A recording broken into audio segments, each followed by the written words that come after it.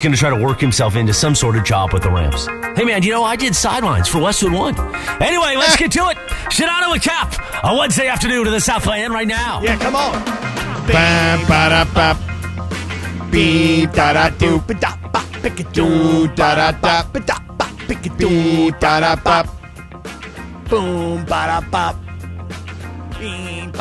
We got keys. Yeah, we do. Re-keys. Can I just say something, though? Like, analysis aside, how, as a sports fan, how freaking unbelievable was that game last night, wherever you were watching it? It was great. Like, if you weren't a Laker fan and you weren't a Warrior fan and you lived in Philadelphia or New York or Miami, and you didn't really have a dog in the fight, but you were like LeBron versus Steph, game one, the whole building is dressed in yellow. Are they in LA? What's the deal there? I mean, they're Golden State. I understand. Yeah. But they should have done it on a day, though, then they didn't wear their gold uniforms. Right. Correct. I get you. Yeah. Or maybe they could have said, hey, Lakers, here's the thing. We gave away gold T-shirts, so you guys wear the black uniforms. We're going to wear the yellow uniforms so that we look like the home team. But all I'm saying is that as a sports fan, if you're not a fan of one of these two teams, George, that was unbelievable, entertaining drama that we saw play out last night. It was freaking awesome. It was freaking awesome. That's what the playoffs are. This is what you've been missing all those years in San Diego without a basketball team. You're right. I feel like the last time I was really this into the Lakers, this dialed into the Lakers, were the Kobe Shaq years. Other than that, from the time that the Kobe Shaq dynasty ended, and through Kobe and Pau, but after that, yeah, man, I didn't have a basketball team to follow every day. Last night was unbelievable. Just stylistically speaking, how these two teams play such different styles. Oh, I mean, you can't get any further away from each other. One team is going to shoot 53s, and the other one is going to try to attack the paint, basically. And the way Anthony Davis, particularly in the first quarter, I'll go through the first half, but the way Anthony Davis was able to score, it wasn't all just a bunch of dunks or a bunch of alley-oops or anything close to the basket. There were plenty of mid-range and longer mid-range jump shots that he knocked down. So it was really quite amazing to see one team bombing away and the other team saying, no, we don't want to do that. We want to go inside. I wonder if that can that remain? I mean, adjustments will be made on the Golden State side, but can that continue like that? No. From game to game, things will be different. I think Anthony Davis can certainly continue doing the stuff he's doing because they don't have a matchup for him. How about this, Laura? Hit the music. Ooh. We had our top 5 keys yesterday. Okay. Going into the game. They were right. AD needs to dominate on both ends. LeBron's demeanor in this series has to change. The Lakers' defense will be tested. It was in ways it wasn't against Memphis. D'Lo will have a ton of pressure on him, and the Steph conundrum. Okay, how do you deal with Steph Curry and guarding him? Okay. All right. How would you grade number 1? AD needs to dominate on both ends of the floor? I would give him an A+. I'm going to give him an A. An A? Yeah. Why an A? He's the first player to do what he did since Shaq in a Laker uniform. Here's why. Why? Because I know that there's more in there. And there's a 38-22 kind of performance. So look, was he fantastic last night? Yes, he was. Is there room for more? Yes, there is. Okay. All right. This is how you get more out of great players, George. I'm sure you know how to get more out of great players. That's right. That's how a coach gets more from a great talent. When you were coaching that little league team, how'd that team do? They did great. Yeah? Oh, no, that one? Yeah. They did terrible. Yeah. The other one, though, did really great. But there was one of them was like 0-18. 0-19 until we finally won a game. There you That's go. right. That's true. Yeah. I was not able to get those kids to get what I'm getting out of AD. Yeah. LeBron's demeanor in this series has to change. And what I meant by that was he can't be just relying on shooting threes. I would give him a D in this game. Yeah, I felt like there were times where LeBron was just bombing away because it just seemed like an easier thing to do than to really go to the rack. Yeah. And well, first of all, let's do this. And we touched on this yesterday. It's hard to go into the paint, particularly for a perimeter player, because you're going to get hammered in there, especially in the playoffs. And he's 38, and he's on 2 busted wheels, but nonetheless, He knows what he's got to do. I gave him a D for that effort yesterday in regards to his offensive output. Now, he was great. He had 3 or 4 blocks or whatever it was. Yep, a couple of big ones. Steals. I thought he played – the rest of his game was fine, but offensively, no. He knows he needs to do better than that. D for that effort. You hear that, LeBron? My man Sedano says a D as in do better. Yeah, he knows he's got to put his head down and do that. He knows that. There's no – I don't have to tell him that. What the hell do I have to tell him for? Well, you just gave him a D. Well, I mean, we're trying to be honest. I don't think he would give himself a passing grade on the offensive side yesterday. I mean, you gave Stephen A. Smith a hard time for saying that maybe there's a healthy fear of Steph Curry. You found that to be disrespectful. That's disrespectful. That's D. That's a D for disrespect right there is what that is. There's no fear. That's I'm giving ridiculous. LeBron a C. Yeah. Okay. All right, fair enough. Lakers defense will be tested in ways. Well, I'm the one that's supposedly always, easy on LeBron. Yeah, you're giving him a D for being down on LeBron. Yeah. So, Lakers defense will be tested in ways it wasn't against Memphis. It was, clearly, tested in ways it wasn't against Memphis. I would say that I'd give them a solid B for their defense yesterday, maybe even a B+. I will give them a B- because that 14-0 run late in that game, they got really lucky. I mean, they got out of there with the win. Yeah, Anthony Davis survived. came up with a huge block. Yeah. D'Angelo Russell came up with a huge basket. Yeah. They survived. I'm giving them a B-. Yeah, and then lastly, the Steph conundrum. This one is tough because in the middle 2 quarters, they did a really good job on Steph. Now, it's funny because in the game that Steph played, which was his first game back after the injury, he also had a similar game where he had like 2 good quarters and 2 bad quarters. I thought Vanderbilt did a fantastic job. I thought Schroeder did a really good job on him. Then once Steph had the ball in his hands and they stopped running him off screens, that kind of changed things a little bit. So I'll give him like a B. I'll give him a B for Steph. Like you're not going to hold Steph down, and yes, he was much better in the fourth quarter. But I think that overall, that effort deserves a B on Steph. I'm giving the Lakers an A- for what they did against Steph Curry last night. 27 points, held him to under 30. That's number 1. And number 2, he didn't kill you. So, when he scores 50, he kills you. When he scores 27, and you look at Klay scoring 25, they didn't kill you. So, you know what? You were able to win on the road and keep Steph under 30. A-. How about that? There's our recap of the keys from yesterday. I felt like we had good keys, though. Solid keys. Those keys were all part of what ended up transpiring. The other thing is, we knew that was coming. There's one other key, okay? And I'm going to tell you that there's one other guy. I keep mentioning this guy, and he came up big last night, okay? I'll tell you who that is, by the way. I don't mind telling you because Les Snead is coming up. We're going to talk some Rams draft here in a minute. But Dennis Schroeder last night, come on. I told you, man, you got to have something out of this guy. Can't have a goose egg. 19 points last night.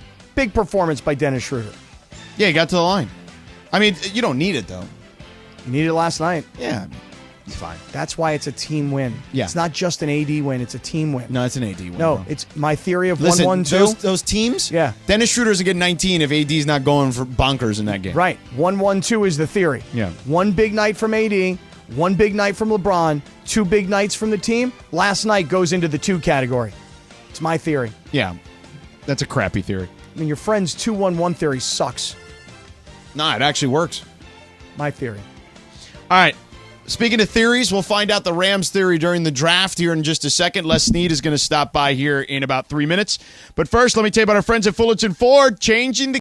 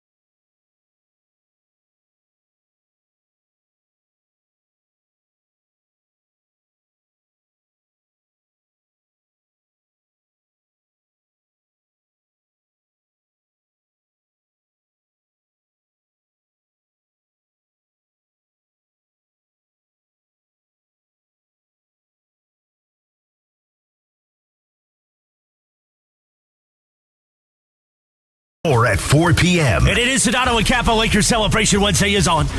Happy Great American Grump Out. That's today's day. Don't be grumpy, yo. Not today, of all days. And happy birthday. We lost him back in 2006. The Godfather of Soul, JB James Brown. Sedano and Kap continues your Wednesday afternoon right now. Happy birthday to the Godfather of Soul. Music still rocks, man. You know what rocked this weekend? Tell me. The Rams having all these picks. There's like 14 picks. I mean, it was insane. Les Snead, the general manager of your Los Angeles Rams, on your home of the Los Angeles Rams, 710 ESPN. He joins us now here on Sedano and Kap. Les, I mean, you guys just making up for the picks you didn't have the previous years? What? 14? Good Lord. I feel like you were a pig and bleep. You know what I'm saying? Doing all these picks this week. You know, at 14, I do know one of our analysts sent me an Excel spreadsheet, and probably having 14 this weekend, so since 2017, I think we've had the third most draft picks of any team in the NFL. So that does rebut a little bit of the, let's call it, narrative that's been out there. But I think the 14 definitely added, and obviously in those stats, we hadn't had a first-rounder since 2017. So a lot of those picks do come on, day 2, and most of them on day 3. Well, you know what's interesting? I'm with you on that, because I remember when you guys won the Super Bowl, I kept, getting, on these shows on ESPN, on television, on radio, and people were talking to me about like how you guys bought this team. And correct me if I'm wrong, I kept rebutting by saying, yeah, I think they have like 25, 26 guys on this roster that they drafted. So I don't know if they bought the team at all. Half the team, if not more, of the active guys are guys that they drafted. Did I have that number right from back then? I think you're exactly right. I know there was a tweet someone sent me. I believe once there was the Final Four teams in the 2 conference championships. I think we were the most homegrown team of the 4. I do know that between us and Cincinnati, we were the most homegrown team of the 2 in that Super Bowl. And I know they did a lot of buying of.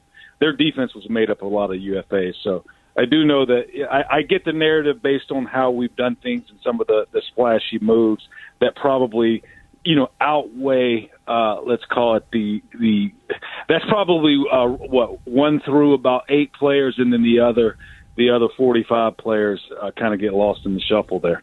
All right, Les, I'm curious, who has everybody wanted to talk to you about? 14 guys drafted. Who's the number one guy everybody wants to ask you about?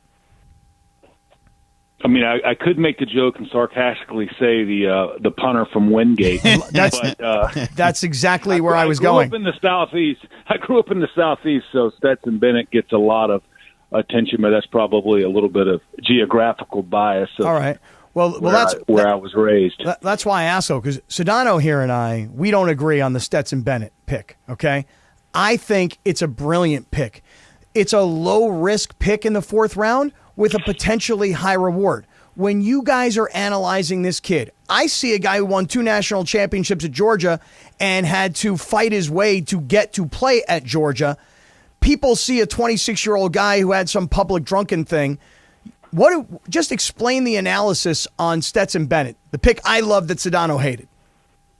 Well, I think if we give Sedano his due, probably the 26, and maybe the height is what pushes it toward in Sedano's favor. And you're getting an older quarterback, so you got a little bit shorter runway. I do. If we were going to give you the thumbs up, I do think if you think about Georgia, they won their first national title in 2021, and then basically their entire defense was drafted.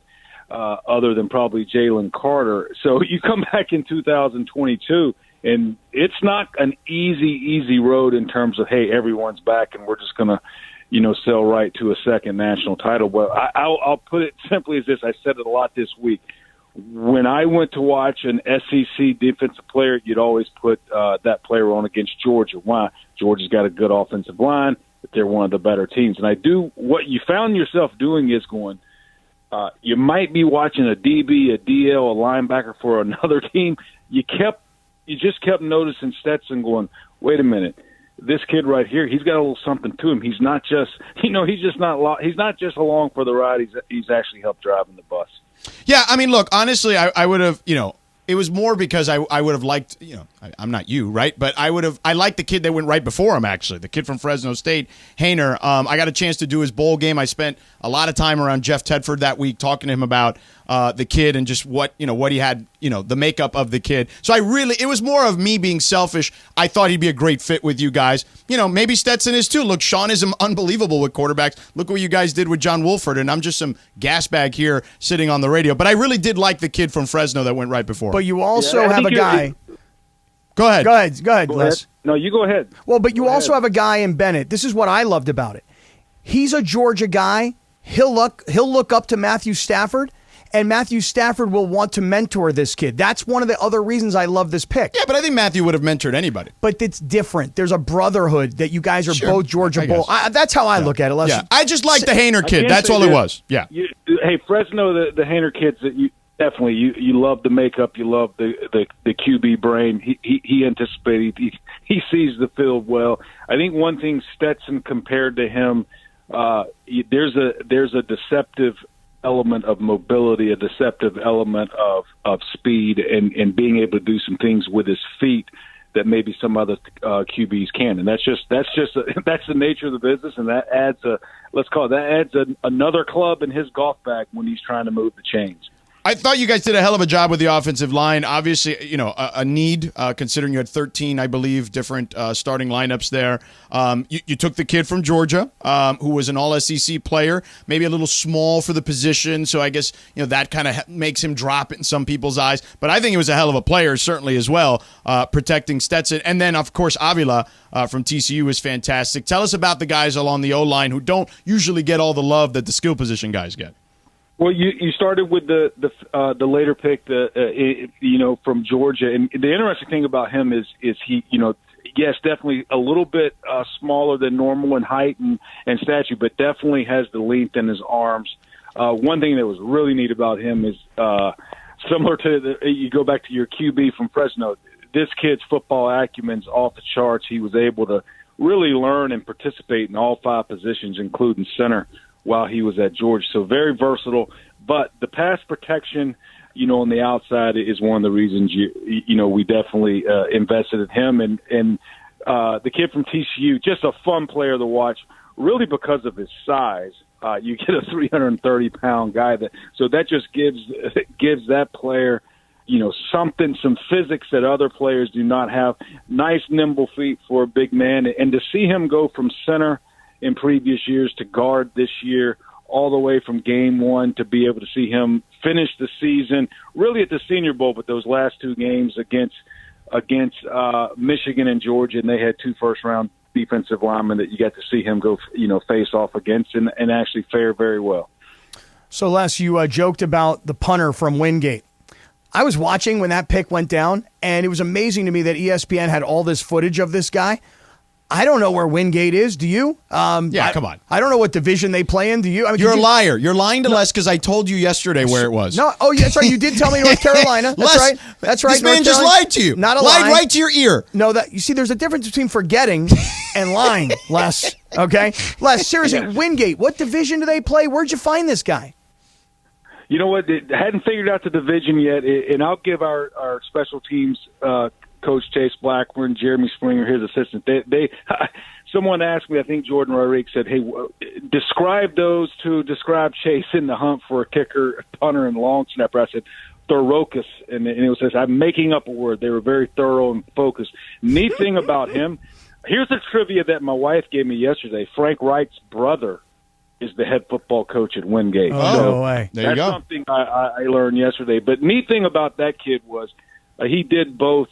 He could punt, and if you do some YouTubes, boy, the hang time he has. There's some crazy videos out there of him basically kicking that ball close to space and back, but being able to be dual threat in terms of kicking off, so you could have a place kicker who didn't have to kick off, and also definitely be an emergency place kicker in time. So neat player, fun player. It's not normally fun to watch a punter punt. Boy, does he have a cannon of a leg. And you guys have obviously a really good history of picking those players at those positions, the kicker and the punter. Les Snead joining us here, the general manager of your Los Angeles Rams here on the home of the Rams, 710 ESPN. Sedano and Kap with you here. So, speaking of punting, I actually was just on we were doing a crosstalk with Mason and Ireland, the show before us, and we were talking about you guys, and I actually said, I think if the quarterback stays upright and they don't have to go through 13 offensive line changes, they can be in the mix here. A lot of people think you're punting on this season. What would you say to those people?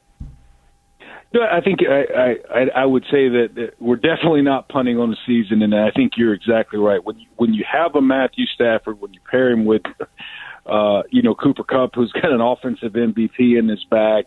On the other side of the football, you have Aaron Donald, who changes the math. You're going to have a chance as long as we surround them with the right, let's call it co-pilots and lieutenants and Robins, and we evolve collectively as a team from, let's call it, Game 1 to Game 16, we're going to definitely have a chance, and we look forward to taking a step back, not necessarily going from world champs and are you going to repeat or not, but going into this season going just like we've always done it, a little bit boring. Let's take this thing one game at a time. Let's figure out, us versus them. What can we do that game to give us the best chance to win that game? Go play good football and see how it goes. And over the last 5 or 6 years, that's kind of been our philosophy, and it's worked well. So definitely looking forward to it. Hey, Les, last question. Not so much player-centric. It's draft-centric. So last year, George and I did the broadcast from the draft house you guys had, I want to say in Beverly Hills. This year, I saw on ESPN, I think it was in Tarzana, right? That's correct. Does it change the way you and your team does your job? Because everybody else is in headquarters. Everybody's in the war room. You guys are like, no, we're going to a really cool house. We're renting a really awesome house, and we're going to, just all kind of do our thing there. Does it change the way you do your job at your office versus out in the house? No, it really doesn't. In the way the draft house this year is called the draft lab set up, where we're really doing business is isolated from everyone else. So that element would, whether we were, at CLU, our facility, or anywhere else, those of us that are at the end of the day responsible for making those decisions are going to be isolated, and we're going to call people in when necessary. Neat thing about doing it at a house, I do think, is when all of our, let's call it, a lot of our player personnel people do not live in Los Angeles. They're spread out across the country, our scouts and such. So I do think it has been an organic, natural thing that in a house setting like this, our scouts come into town and they get to mingle with the coaching staff and other support staff, things that wouldn't happen at CLU, and that most coaches would go to their offices, most scouts to their offices, things like that. So that's been a neat organic thing. But where we do business is isolated. So that would take place no matter where we're at. It's kind of like Air Force One. If the president switches planes, that then becomes Air Force One. So the war room becomes wherever the hell Les wants to be, right, Les? That's a good way to do it. I mean, maybe a little bit, maybe a little bit less than the president in Air Force One. Less Snead than. It's a little less Snead than. That's what that is. Les, man, look, good luck this season. Thank you for taking the time to talk to a bunch of schmoes like us. We always appreciate it. Let's talk again soon, and enjoy the offseason. Hopefully we'll see you at camp soon. Definitely. Appreciate it. Good. Thanks for having me. You got it. I like that you and I have a very differing opinion on that quarterback. Yeah. And I like that we could work it out and have it adjudicated by the general manager. He liked my guy, though. He did like your guy. Yeah. He did. And the guy was unavailable. Yeah. But he liked Stetson Bennett. You know why? Because every time you turn on the defensive tape to look at other guys, Stetson Bennett jumps off the tape. Yeah, he's also got a rock star team around him, so there's that too. This guy, I'm telling you, this guy's going to surprise you, George. He's like barely taller than me. Yeah, that's true. That's true, but that's all right. So is Kyler Murray. So is Russell Wilson. Kyler Murray also and so Russell is Drew Wilson Brees. Built a little different, I would say. Than you? Yes. What about this guy? Maybe a little bit, not that much more. Stetson Bennett. Maybe me maybe 20 years ago me. Stetson Bennett. Yeah. This is a Drew Brees kind of character right here. Okay. I hope you're right. Big shoes. Hope you're right. All right, we're way over the break. Thanks to Les. Coming up next, let's get back to hoops. All right, big night last night for the Lakers. They take a 1-0 lead. Let's get into the coaches. Darvin, there was a question going into this. Now, I don't think he deserves an A. I'll explain why next. But first, let me tell you about our friends at LAX. Today, but I want to tell everyone about Cinco de Mayo. What we're doing on Cinco de Mayo, going to be a party in North Orange County. The new Salitas, right there in Anaheim, right in front of Angel Stadium, used to be the old Hooters restaurant. Our competition, Steve Hartman, your buddy, used to do a lot of remotes over there at that Hooters in Anaheim. Steve Hartman. Off the 57 and Catella Avenue. We're going to be there, though, 10 a.m. to 7 p.m. for Cinco de Mayo. Get ready to press the flesh with everybody from the 710 crew. Located at Catella Avenue, right near Angel Stadium. We're going to have Angels tickets. Yes. We're going to have a special pair of Mandy's tickets to give away that day, gift cards and more. Nice. So come on out. Cinco de Mayo. Put that on your calendar. We're all right now. going to be there, right? That's the 5th of May, May. Yes, Cinco de I know. Mayo. The 5th No, of May. actually. The smoking good times are back at Morongo on May 21st. Enjoy cigars from the world's finest vendors, scotch sampling, delicious food. Hosted by big game James Worthy. Get tickets now on Ticketmaster. Morongo, good times.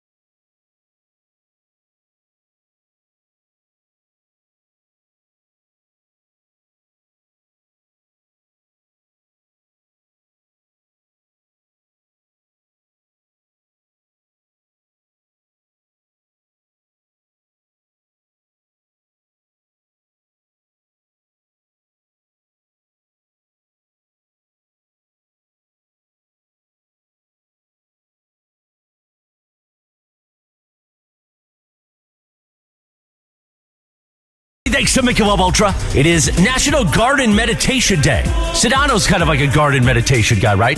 Before he spends the entire day working on the phones, he's just in there in the morning sunrise in the garden. Meanwhile, on this day back in 1986, the #1 hit, Robert Palmer. Yes, indeed, Addicted to Love. Remember this music video? That's right. Sedano Kap continues your Wednesday afternoon right now. Might as well. You're addicted to love. Great video, man. Is the video with the girls all wearing the tight black skirts? And the guitars. Yeah. And they're just doing a little Notice dance you didn't move. mention the guitars. Little dance Just went moves. right to the tight Right. skirts. Right. By the way, you're a piece of work. What do you mean? All right, let's just start with this. Go ahead. Let's work backwards. While we're in the commercial, there was a commercial for one of our proud partners and sponsors, right? Terranea. Yep. A beautiful resort in Palos Verdes. Very fancy. Me It's too. one of the. Let me tell you something. It is, in my opinion, humbly, the most beautiful resort in all of this state, and I have been to a number of them. It is incredible. If you've never been, you should go. I haven't been. You should go. We should all go. what I think. But As a you know, station, but we should all so go. this is what he said. He's like, man, it'd be great if we get some trade for that. If I can get there, all he wants Right. is free stuff. What's wrong with that? All he wants is free stuff for him. Well, let me ask you a question. What are you trading? Well, yeah, what is your trade? Well, I'm saying the radio station here must have some No. trade. What are you trading? Yeah, what are you actually giving to Terranea? Yeah, that what they're does gonna want Terranea get from there? you? Well, I would say, look, I'm going to come stay at your place for the weekend. Yeah. Okay. Taking a lot of nice pictures. Yeah. I'm going to show it off to my Instagram audience, be an my Twitter influencer? audience. I'm going to influence.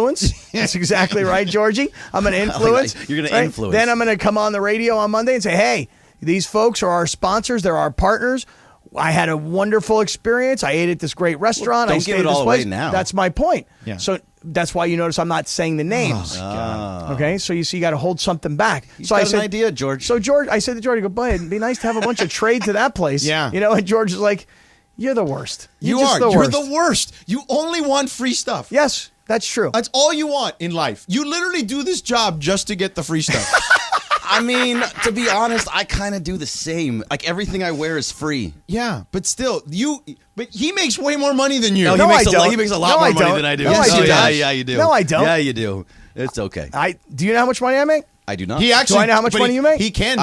I can find He out. can find out very. I easily. want to know how much money you make. Yeah. I'm not going to tell you how much money I know, because I don't think it's that much different. It's No, it's different.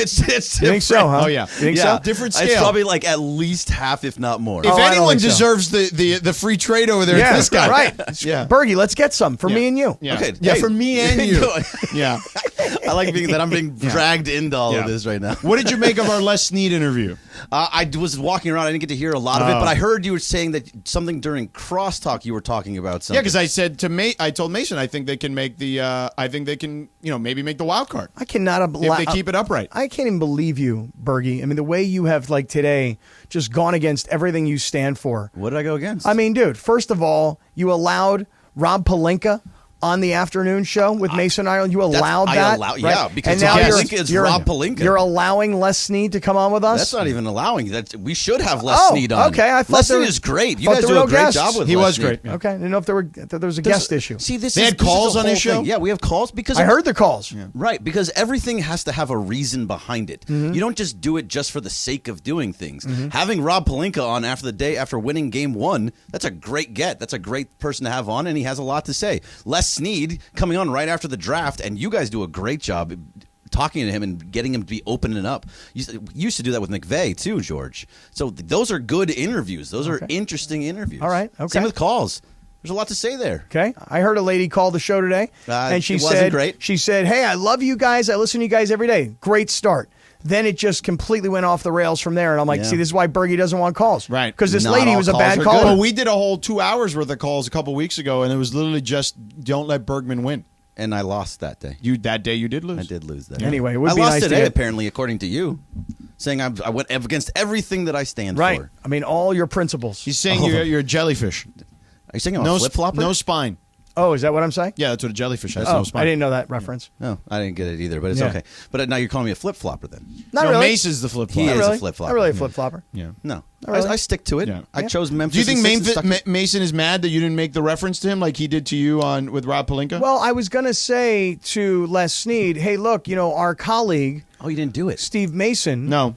season ticket holder, That's a jellyfish. has a loser mentality going into the season. Do you share such mentality?" But I did ask a question that was similar. That's what happened. Is George Yeah. was like, "Hey, earlier today with Mason and Ireland, Mason says this," and so I kind of felt like we I covered didn't say it. Mason. I just said there are plenty of people that think you're punting on the season. Punting on the season What was his answer? Because we were just talking about the punter. from Wingate. Yeah. What was his I answer? think it was a great question, and I feel like if you worded it your way, Cappy, I feel like it probably wouldn't have gotten as good of a response, right? No, he wouldn't have landed, huh? Yeah, I just think it sounded, it sounds a little combative when you say, "Well, Mason thinks that you guys are planning to lose." So well, he right, knows- but don't you understand that part of that is not? It's not to be nasty to Les. Oh, I know. It's to I be just feel like if nasty they, to Mason. But Right. he doesn't. But he Well, doesn't 'cause- know how he's receiving that. Because Right. what Mason said to Rob Pelinka is that I want to meet Rob Pelinka, but I didn't let Ramona Greg was take there. me over. Yeah. Yeah. You know what I mean? Ramona didn't well, he hold said my you hand. turtled. You turtled. Turtled. Yeah. So when Mason tells Rob Pelinka that I turtled, Yeah. turtle.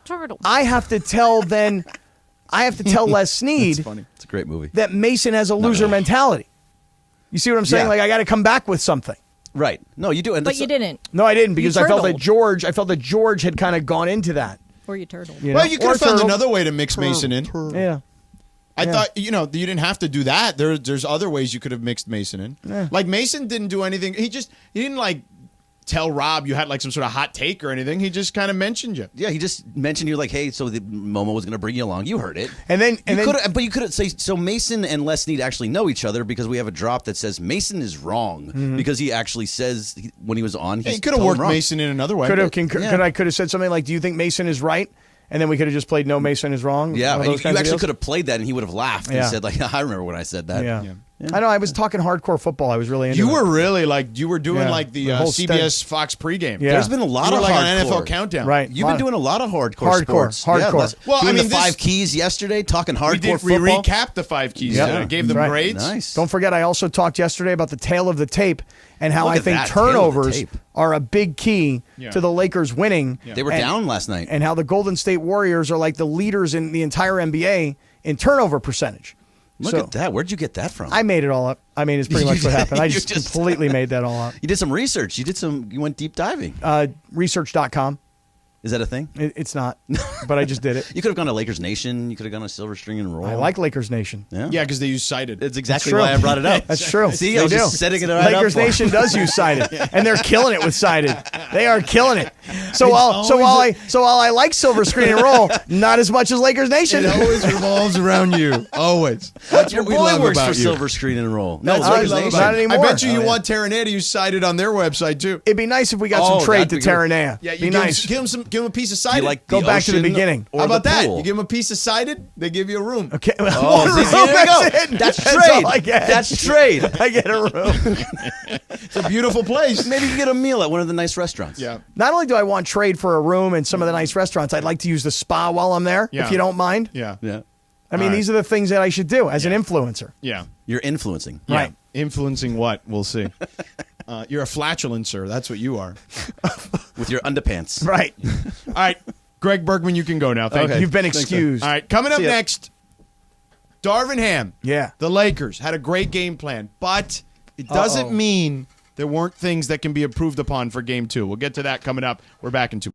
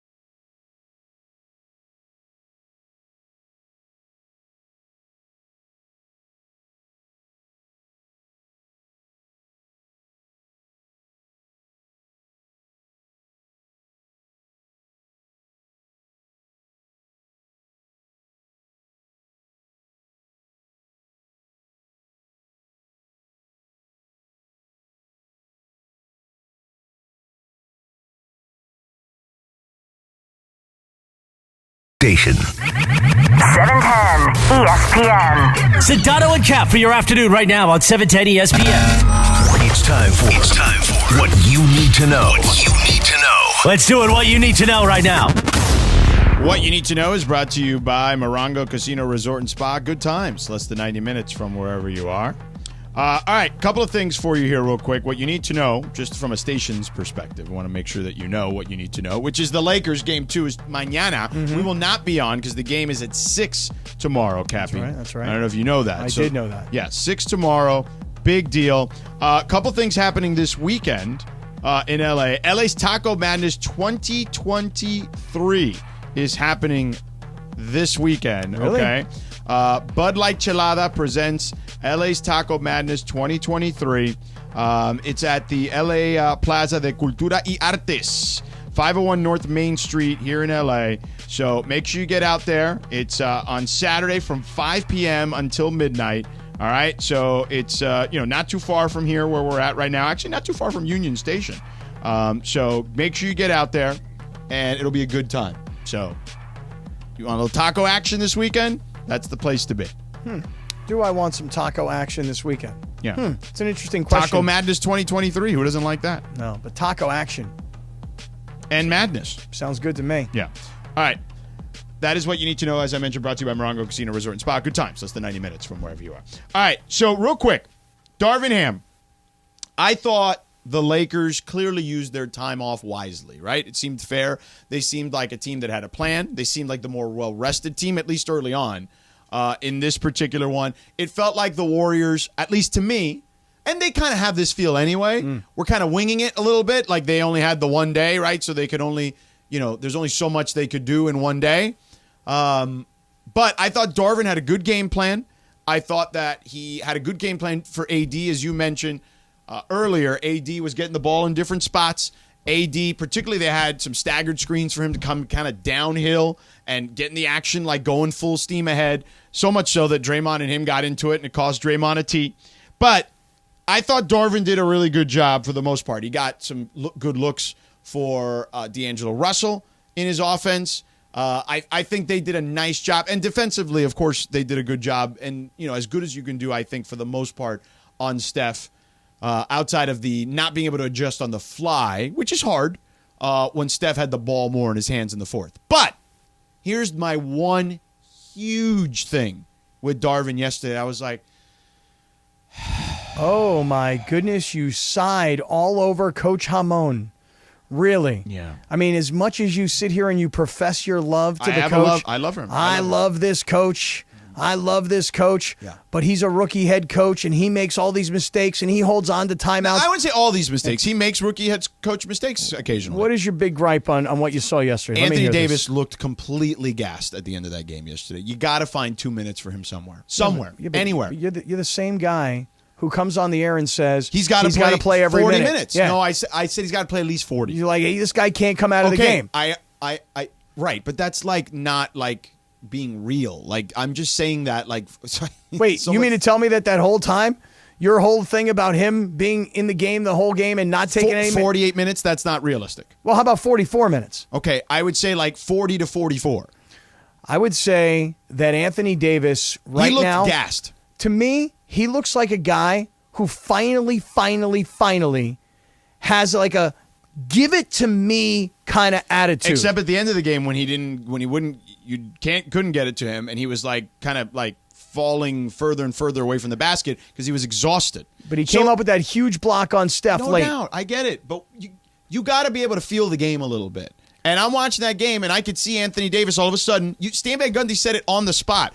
I don't want Anthony Davis taking that shot. Then he did it again. He's like, Anthony Davis looks like he's got to be tired because he's getting further and further away from the basket. And I'm screaming at the TV like, well, it's too late now. There's like 8 minutes left in the game, 7 minutes left in the game. You probably should have found some time for maybe at the end of the third, maybe the beginning of the fourth, and that first timeout at the 9-minute mark. Once you're under that, like, he's got to go. Right. You're exactly right.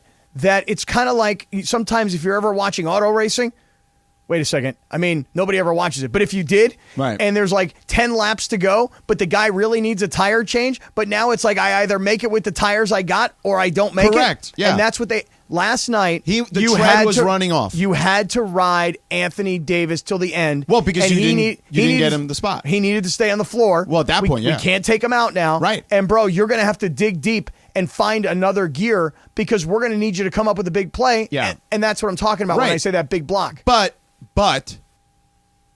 offensively, you couldn't get a basket because he was exhausted. And that's why I'm saying it's not like just find him a spot at the end of the third quarter. Sit him at the end of the quarter and then bring him back at the 9-minute mark. Hey, look, just so I know what you're saying, and I know that you're right that he was tired. And it wasn't just that he couldn't score. They went 14-0 because they couldn't score. There was a time where AD couldn't get a defensive board. They were getting so many offensive right, Andrew Wiggins boards. got like 3 in one possession. Right, yeah. because you're right, he was wiped out. Yeah. But sometimes you talk about feeling a game, right? You're watching the game on TV. Stan Van Gundy is sitting there at courtside. He's sharing with you his opinion. You share that opinion. Yeah. Darvin Ham. Well, I was tweeting it in real time in the community because I don't know if you noticed, but I was tweeting this game in the community. So that's why you got to be part of the Sedano and Kap Circle of Trust on Twitter. You go to Twitter, you go to the community section in the search bar, you type Sedano and Kap, and you will see in real time. I'm like, get AD some rest, bro. How is it that everybody is getting this red verification circle? They're putting the circle on it. They're verifying. The people in the circle are verifying themselves. Who is the gatekeeper of the red Crypto circle Ray, verification? Yeah, it's Crypto Ray. So are you telling me that now that somebody is in the circle of trust has a red circle? They're verified by who? By Crypto Ray. Yeah. Crypto Ray knows who these people are. Yeah, he's verifying them. Yeah. Are people paying on Twitter for the red circle? No, they're not. Do you want them to pay? You can't be this dumb, Cappy.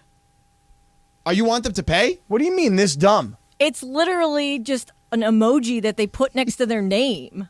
You mean to tell me that Twitter is not verifying You these are people not with red this circles dumb. and people are Just paying stop. for I red am not circles? buying for 1 second that you are that oblivious. No What are you way. talking about? What do you mean? Absolutely not. I don't buy it for 1 second. All right, then let me get back to AD. Yeah. Where was I? Yeah. So anyway, if you go in the damn circle of trust, you'll see that I was tweeting real time. Let's go. Well, here's the thing. Darvin Ham is standing there. Coach Hamon. Courtside. Yes. He is a former player. Yeah. He's a former championship assistant coach. And a former champion player. He knows that sometimes in a game, a player has to be asked for more. Maybe even more than that player knows they have to give. And Coach Ham had to have that feel that I'm not taking Anthony Davis out of this game in the second half of this game. When we take him off the floor, look what happens. And you presented all these stats and all this data that when he's off the floor, look how bad they are. I understand. But that's why you just take, at the end of the third quarter, you take him out.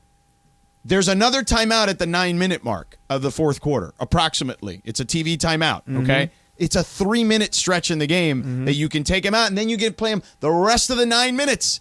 They're like plus 50-something when he's on the floor in the playoffs thus far. So to your point, yes, you got to find him some place to rest somewhere, okay?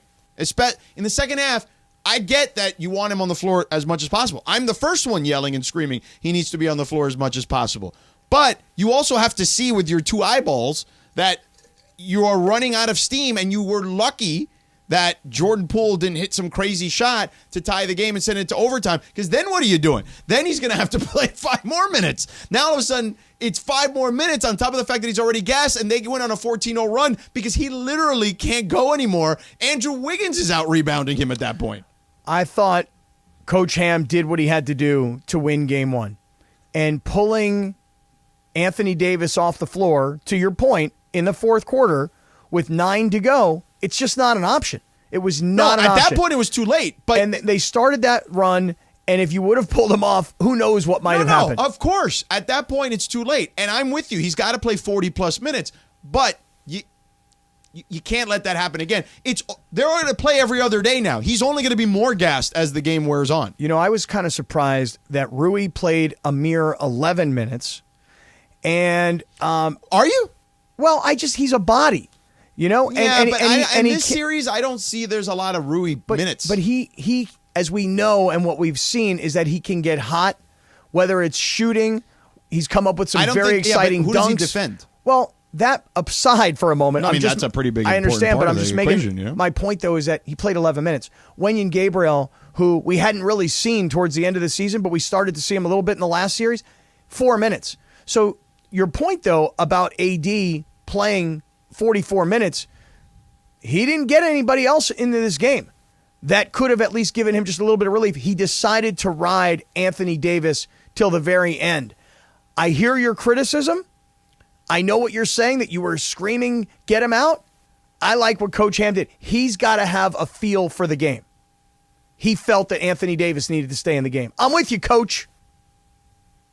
See, when you're a great coach, George, you know how to get more from your stars. You know how to ask them to dig deeper than they even knew that they could. That's what Coach Ham did last night. Give that man his flower. One win, Just one flower. One flower. Yeah, I mean, Only one flower. Yeah. Give it to him. Yeah. And you know me, I don't like to be giving out no flowers. Yeah, you don't. You're cheap. We know that. You know? Unless somebody's got a trade deal for me for some books. I mean, I got books. Yeah, I didn't get any books from my mother. BOUQS. Yeah, I didn't get any from my mother. Yeah. Short for bouquets. I didn't understand. Books.com. Get 20% off with the promo code ESPN. See, that's the way you just work it right in. Yeah. The Warriors are going to make adjustments, though, in this series. They're clearly going to go smaller. I mean, I like Kevon Looney at 20 rebounds again, but, like, he's not going to be able to play much in this series for the Warriors to be successful. They're going to have to play small and Draymond at the 5 probably a lot. I would guess that the rest of this series is exactly the same theme as the styles that we saw last night. It's pretty darn simple. They don't have anybody that can match up with Anthony Davis, and their best shot to win is to bomb away from three-point range. And so I would think that you can make all the adjustments you want. They don't have the personnel to stop Anthony Davis. They do have the personnel to take more three-pointers than anybody else at a higher percentage. I kind of think it's going to go like that the rest of the way. What do you think? I mean, isn't that what this is really all about? One guy's got finesse and one guy's got power. And we're going to find out which one wins, finesse or power. Yeah. Yeah, I can see that. Hey. All right. I mean, it's definitely one or the other. All right. Yeah. All right. I feel pretty good about myself right now. You're blushing. Yeah. Georgie likes what I just said. Yeah, it's all right. All right, coming up next, we told you the keys. Now, hear what actually happened with those keys. All right, we gave you the 5 keys, what those keys actually meant and what they translated to in that game yesterday. We'll get into that coming up next.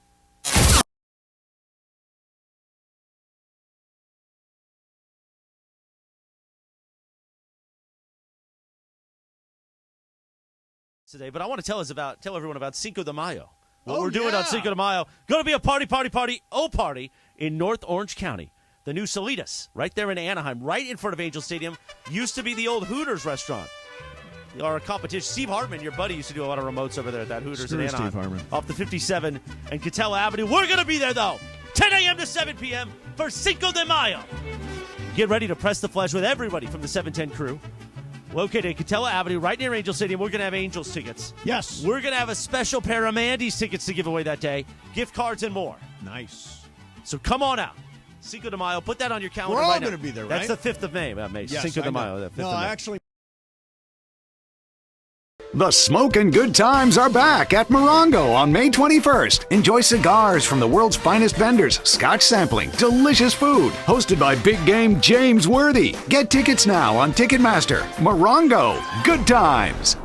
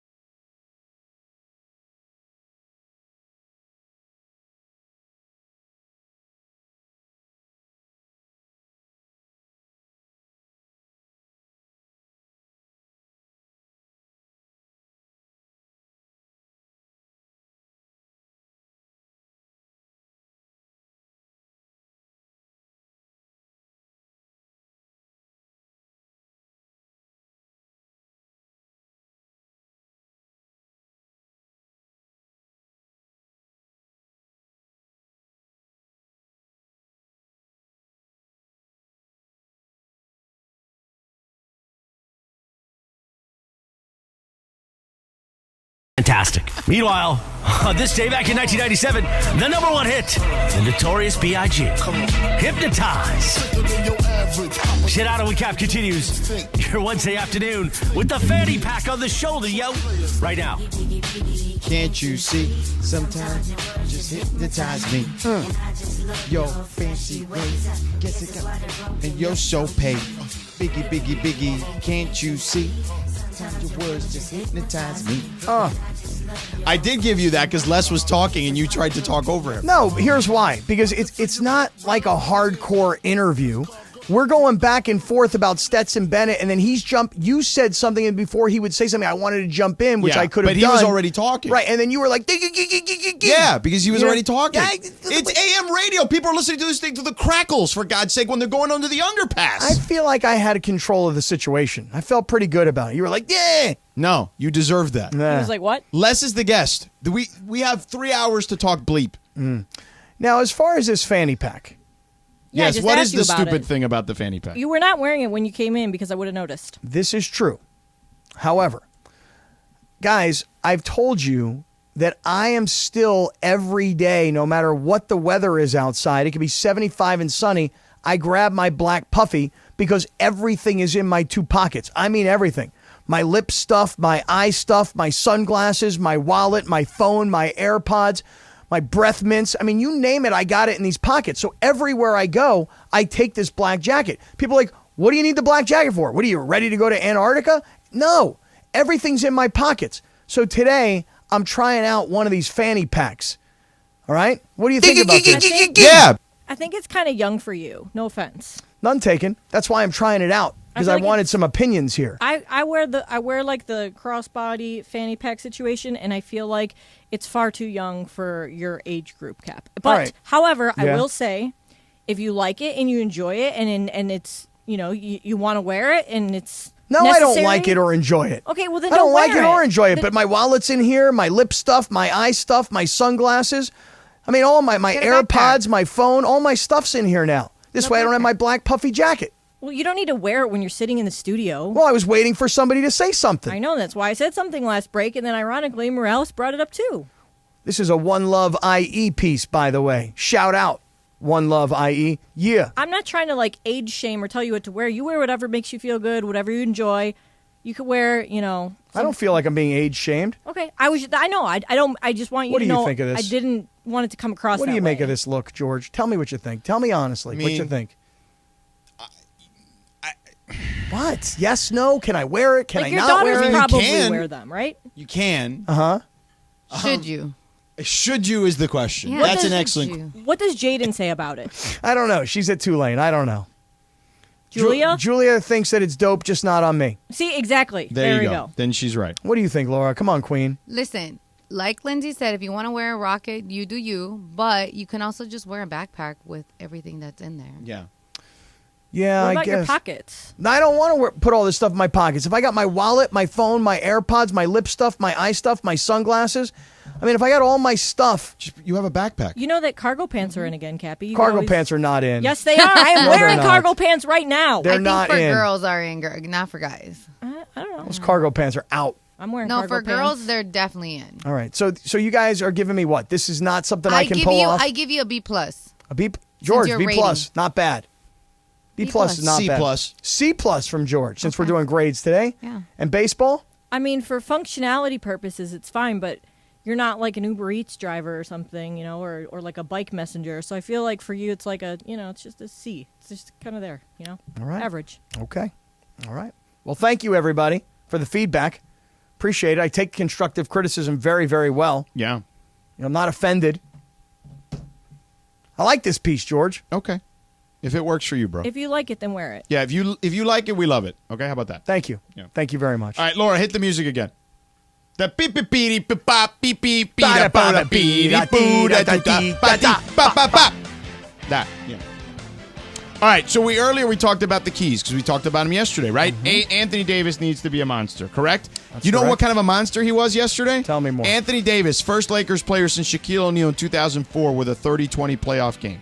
Anthony Davis, second player in the last 35 postseasons with a 30-20-5 game with at least 3 blocks. Tim Duncan is the only player in that span to put up those numbers in a playoff game, both in 2003.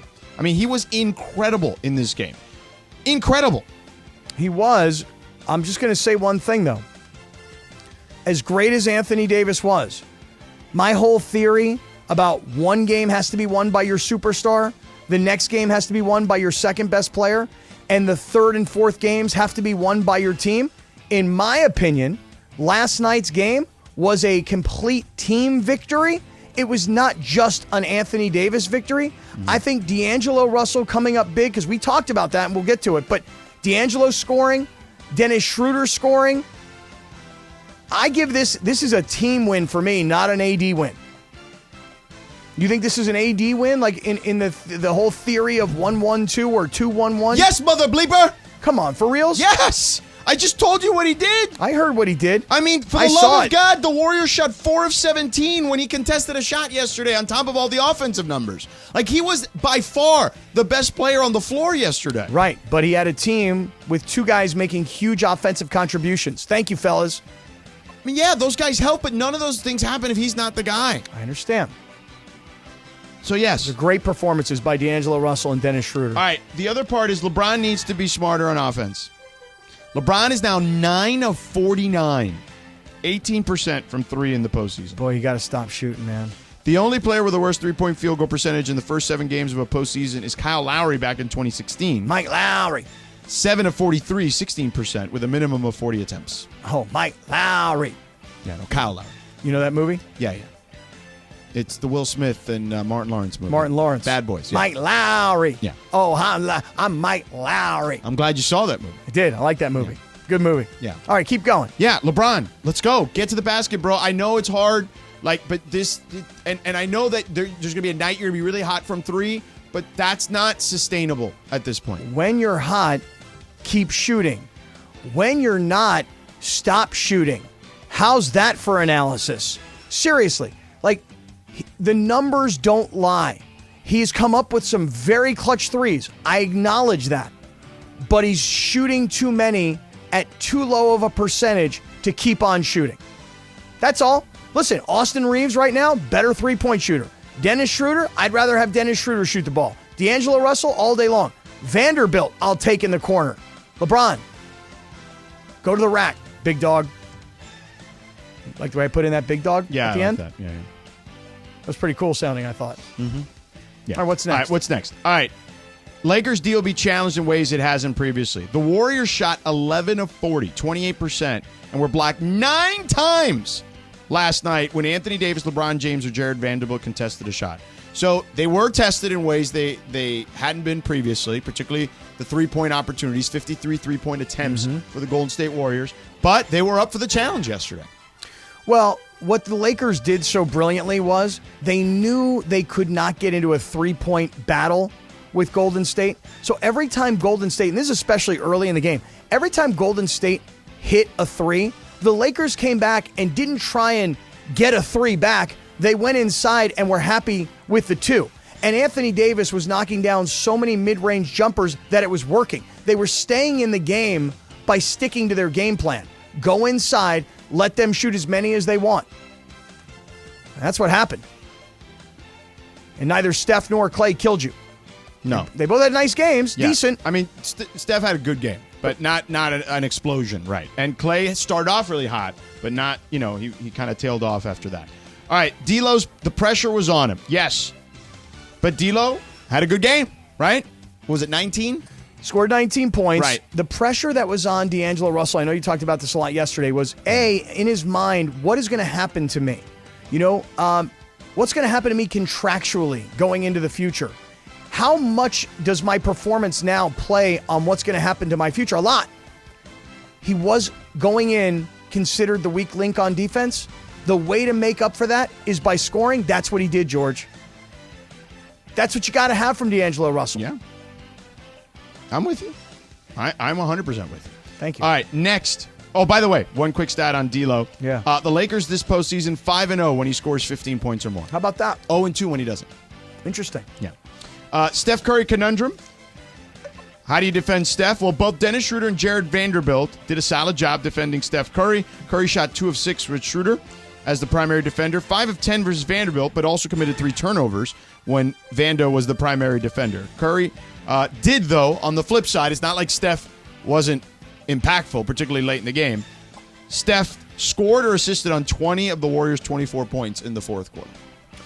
Yeah, but I'll just say this. 2 things. One, when they needed to get a stop, Anthony Davis blocked a shot from Steph Curry. That was a big play in the game. And the other big play is this Jordan Poole shot that was from like half court. The beauty of that was that the Lakers did not allow the ball to get into Steph's hands, forcing Jordan Poole to shoot this ridiculously long shot. Now, I know there was a lot of debate about that shot. Should he, shouldn't he? Some people thought it was a good shot because he was all by himself. To me, dude, you're way too far out. Steph Curry takes that shot, that's fine. But not Jordan Poole. Klay takes that shot, it's fine. I mean, Jordan Poole has hit those crazy shots. Not saying he hasn't. He's, I believe, 30% on the season on shots from 27 feet or further. That may be the case. Yeah.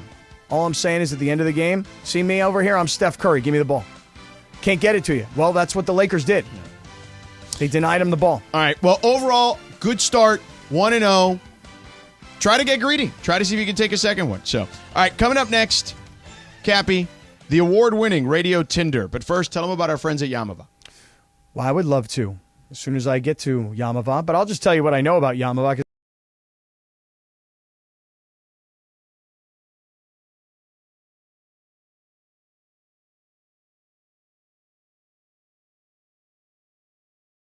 Nice of you, Lindsay, and now I see it well over here on this side of me over here. Thank you so much. You're welcome. Just trying to help you out. Appreciate Mr. that, Fanny Pack. sister. SoCal's #1 casino is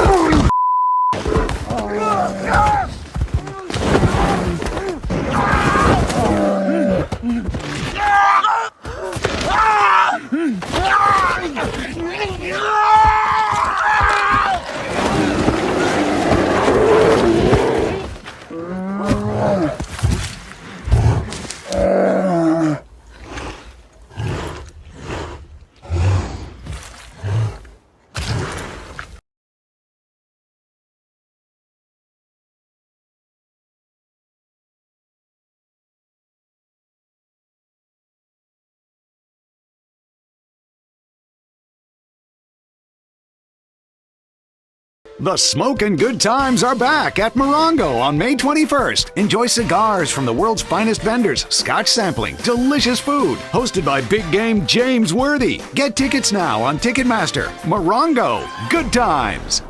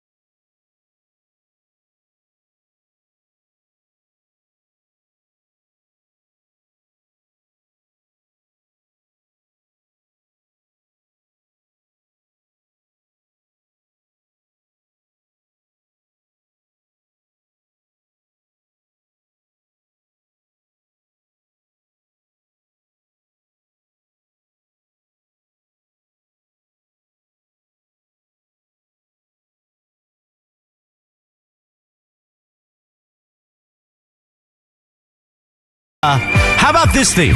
Yes, because we don't have a show tomorrow. Mason Ireland will go till 4:30. Then the Lakers broadcast begins. So tomorrow, May 4th, may the 4th be with you. It will be Star Wars Day. And you know I love the disco version. You can follow her at Lindsay Baseball on Twitter or Instagram. Don't forget about our sponsor, Tequila Mandala. Always swipe right. A Tequila Mandala. Take it away, producer Lindsay. Thanks, Christopher. It's a great jam. You know, they used to have a slot machine that played this. But then Disney bought the Star Wars thing and they I was bummed. Ba ba ba boo ba.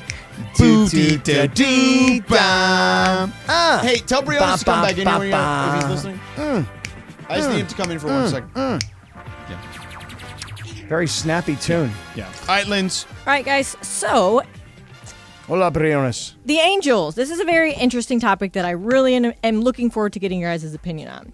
The Angels have reportedly been using some controversial tactics to avoid negative press this season. Like what? Per Sam Bloom of The Athletic, who has received blowback from the team before for being too negative, the Angels are now pre-screening questions to coaches. Oh, my God. If no, the they're team not. feels the questions are too negative, they'll decline those interview requests. Last month, Bloom tweeted that he had been barred from a radio show on the Angels-owned AM 830 because of negativity. I read about and that. Jeff Fletcher of the Orange County Register backed Bloom and said that he'd also been banned. Do you guys think it's okay for teams to restrict access to journalists to avoid negative press? Swipe left or swipe right? George. I mean, come on. Swipe left. I think this is absurd. You can't answer a tough question? Like, what the hell? You know what the problem is, Super though? weird. No, but you know what the problem is? Is that all these teams have decided that they want to take their media in-house and they want to control the message. It's why they all have these departments now. It's why when you go to a team's website, there's an article written by a person who actually works for the team. And so there's content. It's just team-generated content. So why do I want to have to deal with some guy from The Athletic who I think is too negative when I got my own guy to write all the positive stuff I want him to write? It's this like billionaire mentality of you can't say anything critical about me. It is the billionaire mentality. Right. I'm with you on that. So I'll hire people who write only good things about me, and I'll restrict anybody who might have criticism for me. Yeah. I think that sucks, personally. It does suck. Yeah. I can't believe that, like I could understand. So you're swiping left, too? Yes, sir. Oh, okay. Yeah.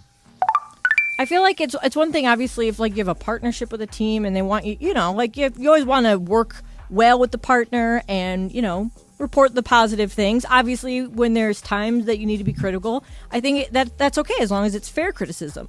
But to tell like a beat writer, like, no, you can't do this interview because you're too negative, that's like, is that the world we live in now? It is. It is the world we live in. It is where a billionaire says to a guy who's, you know, just barely scratching by because he's a journalist, hey, we won't grant you access, therefore you're going to lose your job. I'm a billionaire. How dare you say this about me or be critical of my team? I will not grant you any access. You'll lose your job. Oh, well, now you're not going to write bad stuff about me. I mean, that is literally the way it goes today. Do you think that other teams will start to do this? What do you mean other teams start to do it? They've already been doing Everybody does this. But I mean, to tell a beat writer for it to be like, this is kind of like a big public thing on Twitter and stuff, you know? I think there are still a lot of teams that do this right, that understand. They may not like it, but it's part of the deal. I do think the majority of teams are like that. There's some that are more of a pain in the ass than others. And that, by the way, it varies from sport to sport, city to city, et cetera, et cetera. Let me just give you one last thought on this, and I hope Artie Moreno is listening this afternoon. You're making a huge mistake here. What you want is you want people to write good about you, and you want people to write bad about you. You don't want to be vanilla and in the middle where there's just nothing but apathy. Right. So I'm telling you right now, you want the critics, Artie. Yeah. Don't read their stuff, man. Right. It doesn't matter. All within reason, right? But any pub is good pub, except if it's like, you know, illegal or something like that or whatever. But my point is that if it's just people criticizing you, who cares? Are you serious? Like, you and I are two idiots on the radio, okay? All right? And people are sending nasty stuff to us all day on social media or whatever. And then there's people saying all sorts of beautiful, fun things about us. And you know what? Who cares? Right. It's all comes with the territory. Yeah. Like if you are someone who owns a team, the fans, they're paying for the product. They have every right. The media is an extension of the fans. They have the right to either praise you or criticize you. That's just the way life works, man. It's not always going to be flowers and rainbows. I was once sitting with Peter Seidler, who's the owner of the Padres, and he said this to me. Not an investor in Sided, though. Should be with his name. I don't want to talk about somebody's business. You know what I'm saying on the airwaves. I mean, how is Peter Seidler Yeah. not an investor in Sided? It's a great question. Slight misspelling. I mean, doesn't matter. If we spelled you it can change the name of Sided if you want. SEIDED. Doesn't matter. It's just alliteration. Talking to him one day about this, and he says to me, he goes, "You know what the problem is here in this town?" I said, "Tell me what it is, Peter." He Down said, in San Diego. Yeah, he goes, "The media is a bunch of ass kissers." He goes, "Nobody has the guts to be on the other side." He goes, "We want people to be on the other side because that's how it gets it going." Right, and that's where you come in. Well, I mean, I was always, You're always the anti down guy. on him. Yeah, who was that guy? Mike D or whatever? You hated that guy, didn't you? I didn't really hate him. Yeah, I mean, you gave him a hard time, didn't you? Well, I mean, he did some things, Yeah. Got himself into a whole bunch of trouble. Yeah, that's what I'm saying. You gave him a hard time. You were raising hell. Deservingly so. Why don't you raise some hell up here? I am raising hell up here, but I will mean, tell you you're wearing this. fanny packs, for God's sake. But I'll tell you this, true story. Let me tell you something. Not one time, never one time have the Lakers ever called me or called the radio station and said, "I don't like what he's saying." Never. I don't like one thing that he's doing. He's too negative. They have said that about me in the past, but they haven't stopped me from doing No, it. Which, by the way, ultimate respect for that. No doubt, because the Yes. thing about the Lakers is that you have all these reporters from all Meanwhile, these, Greg just walked in right at the perfect time when that conversation just happened. all these reporters from all these different publications that follow the Lakers because they're a traveling show. They don't restrict those guys for telling the truth. Yeah, but they celebrate that stuff. Shout out to them, dude. Like, they are big boys and girls. They can take it. They take the good and the bad. Listen, I'll just say, use myself as the example. When they got AD, actually before they got AD, people were calling this radio station and be like, "We can't trade Lonzo and Brandon Ingram for Anthony Davis." I'm like, are you out of your freaking mind? You get Anthony Davis, you're going to have a parade down Figueroa. Now, I didn't expect the pandemic to hit, so we couldn't have a parade down Figueroa. But nonetheless, the championship came. So it's just like, but when they stink, you got to tell it like it is. Dude, I used to have the Chargers call me, and this is what they would say to me. "Your negativity is hurting our business." Oh, stop that. I swear to God. Stop that. I swear to you. Stop that. They you know what? They would. You know make what I would say? What's that? I would tell them, Go to hell? no, do better. Oh, do better. Yeah. Do better is even better. Yeah, do better. Yeah. The owner would tell the PR guy, "You call him and you tell him this. And you tell him that if he doesn't stop, we'll take his credential." Okay. That's what they do. That's unbelievable. It's true, though. Unbelievable. That's just so bad. I know. So bad. Is that why they won't bring on like people from the Chargers on the show anymore? I don't have any interest in speaking to any of those people. Joking. Oh, really? So you just let me do it? Yeah, if the If Chargers... Justin Herbert wants to come on, you just will walk out? I like Justin Herbert. Of course. Like I like Austin Eckler. Austin Eckler came on. That's right. You didn't walk out that day. I like that kid. Yeah. He also has no problem saying. Well, he wants out, right? Yeah. So there's Yeah, that. right. So me and Austin Eckler are on the same side. You're like simpático. See. Yeah. All right, what's Good, next, yeah. Linz? Boy, we went off on that. All right, a Massachusetts man who spent 35 years in prison after he was wrongfully convicted of setting a fire that killed 8 people will receive a large payout from the city where he was arrested. So the man was 24 back in 1982 when he tried to help a family escape from a burning home. He was later identified as a suspect by police, who then fabricated and hid evidence to convict him. Oh. Well, in 2019, he filed a federal lawsuit against the city, as well as a dozen police officers involved in the investigation, alleging constitutional violations. After the investigation, the city settled with him for $13 million and vacated his conviction.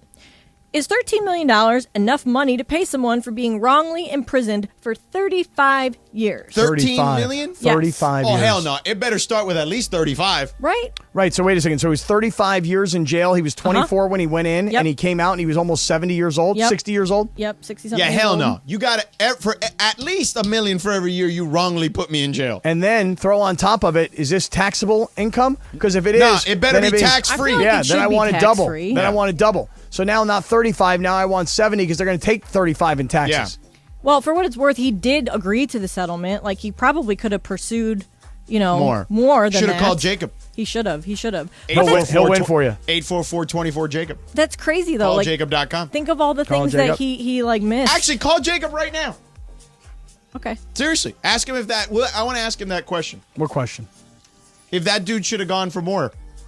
Where's he at, this guy? Massachusetts. It's like a small town in Massachusetts. Wonder if Jacob's not licensed in Massachusetts. Are you sure about that? Probably not. I mean, I don't know for sure. You never know. He may have taken the bar in Massachusetts. You never know. That's true. It's a good point. I should have called Jacob. Why? What happened? What happened to you? I fell at the Raven Stadium. Oh, that's right. You should have should've. called My Jacob. knee. You should have But I called don't know if Jacob. Is he has a licensed? license Yeah, over there. in Baltimore. That But he was the probably problem. could have referred you to somebody and then got a little referral fee. There's a call Jacob of Baltimore, I assure you. For sure. No question. Right? I mean, he's not as good as Jacob. No. He's like a Baltimore version, but probably he's Adjacent, Yeah, you know. exactly. He may have a sister. It's called Jackie. Yeah. You know what I'm saying? I mean, who knows? Yeah, exactly. Go ahead, Linz. One more. All right, the Writers Guild of America failed to reach a new deal with Saw Hollywood that. studios before the May 1st deadline, so all the union writers are officially now on strike. Yeah. The Writers Guild is fighting for better terms like higher base pay, higher residuals for streaming content, minimum numbers of writers, staff for shows, and a lot more. Well, apparently the two sides are very far apart, which suggests the strike could go on for many months. So now the big buzz in Hollywood is artificial intelligence going to be the way that we write programs What are you, now? Mark Cuban now? Well, not you. I'm just saying. Well, I feel like there's a point here, so I think it's worth asking you guys. Do you think AI will take over writing in Hollywood? Let me tell you something. You know what I've seen from AI? A lot of boring stuff. And I'm honestly not even grammatically correct, to be honest with you, Mr. ChatGPT. But what I'll say is this. No is the answer. Swipe left. Get the hell out of here with that nonsense. Robots can't be funny. What are you saying? Are you saying that you've graded the papers produced by ChatGPT? I've seen what people are posting on social media. And as the an screenshots. as an English teacher, none of it is funny. There's grammatical and errors? there's actually there's not even written all that well. Yeah. Really? Yeah. Really? So ChatGPT, unimpressive. Unimpressed. By the way, let me jump in here and say I've used ChatGPT a couple times, and I feel like it's one of those things where it is a very useful tool as long as you know how to use it. Because the problem with all these people is they're just asking generic questions like, "Hey, give me 5 trivia questions about the Lakers," and it's like, "Oh, look how unoriginal and terrible these questions are." You need to give more information because obviously it's scanning everything available to it on the internet and using that info to create whatever you're asking it to. So I feel like there's a lot of classes and stuff and seminars and web things on like how to use ChatGPT, and I feel like once people start to realize like how awesome it is if you actually like put the work into it, then I think it's going to be a different story. We're using it right now, George. You like to mention Cited. We're using ChatGPT right now on Cited, as a matter of fact. You know what happens? Yeah. Publisher has an article, takes the URL of the article, puts it into our dashboard, and then the ChatGPT reads the article and gives us 5 polls for the article. And then the publisher can decide, perfect hey, example. do any of these 5 polls work? How cool is that? Yeah, there's like It's game changer. What are you rolling your eyes at me for? Get out of here. What are you talking about? You can have a human being do that. You say that. But I think can't of all tell the you how many time you people don't save. want to do stuff, man. Yeah. I'm There's telling you. artists money? suing that because of like they're imitating their voice, and voiceover artists are losing their jobs because of it. Like it's a lot. AI is already coming, so you need to stop it because these robots are going to take over. I'm telling you, if we let them, we're just our lazy ass. What was that movie? Is it Wall-E? Wall-E. Yeah, where we're Oh, just it's a a bunch of great fat movie. people on a spaceship running around. That's what's going to happen. But Okay. it's also the most famous line in wrestling. You don't know hard times, Daddy. When a man has worked in a job for 30 years, they kick him in the butt, they give him a watch, and they say, hey, a computer took your place, Daddy. That's hard times. Right. That's what's happening. Computer's taking your place, Daddy. All right. That's Radio Tinder, brought to you by our friends at Tequila Mandala. Always swipe right on Tequila Mandala, award-winning small batch premium sippy tequila made from the finest mature agaves, available everywhere fine tequilas are sold. Visit their website, tequilamandala.com. All right, coming up next, LeBron says AD's jersey should be in the rafters. This sparked an incredible debate today on a lot of these talk shows.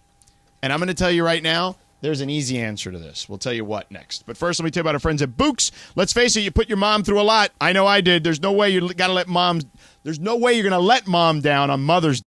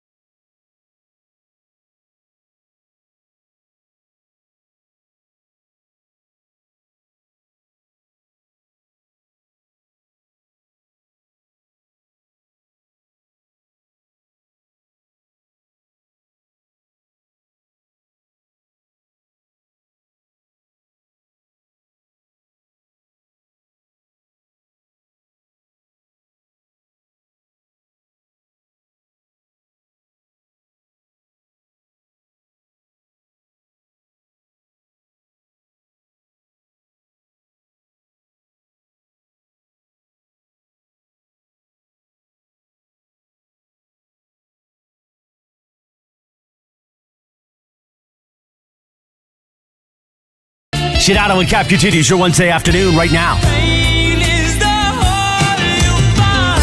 I'm never gonna dance again. Guilty feet have got no rhythm. Though it's easy to pretend. I know you're not a fool. Should've known better to cheat a friend. Waste the chance that I've been given. Sing it, man. But Sing I'm it. never gonna dance Feel it. again. The way I dance with you.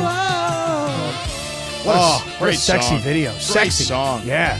Rest in peace, George Michael. R.I.P. Yeah. Yeah. That's how you took the fanny pack off. Well, it's getting a little sweaty. Yeah. It's getting a little hot Yeah. with the fanny pack. You know what I mean? There's a lot of stuff in my fanny pack. It's heavy. Yeah. You know what's been heavy today in rotation on sports talk shows? Tell me. Is LeBron. Do we have the audio? Of course we have the audio. So LeBron was talking about AD's, was asked about AD's incredible game yesterday, right? This is the two of them post-game sitting there at the press conference. AD looking super cool in his sunglasses indoors, right? Yeah. Yeah. Just want to make sure I'm talking about the same thing with you. Yes. Okay. Super cool indoors with the sunglasses. That's right. Yeah. That's right. Yeah. And for everybody that's looking at me right now on YouTube and they're wondering why I'm wearing sunglasses, if AD can wear sunglasses, if LeBron can wear sunglasses, if Kim Kardashian can wear sunglasses inside, I can too. All right, let's hear from LeBron yesterday about AD. The Lakers franchise over the years has always had dominant big men and dominant guys that have been a force at the rim.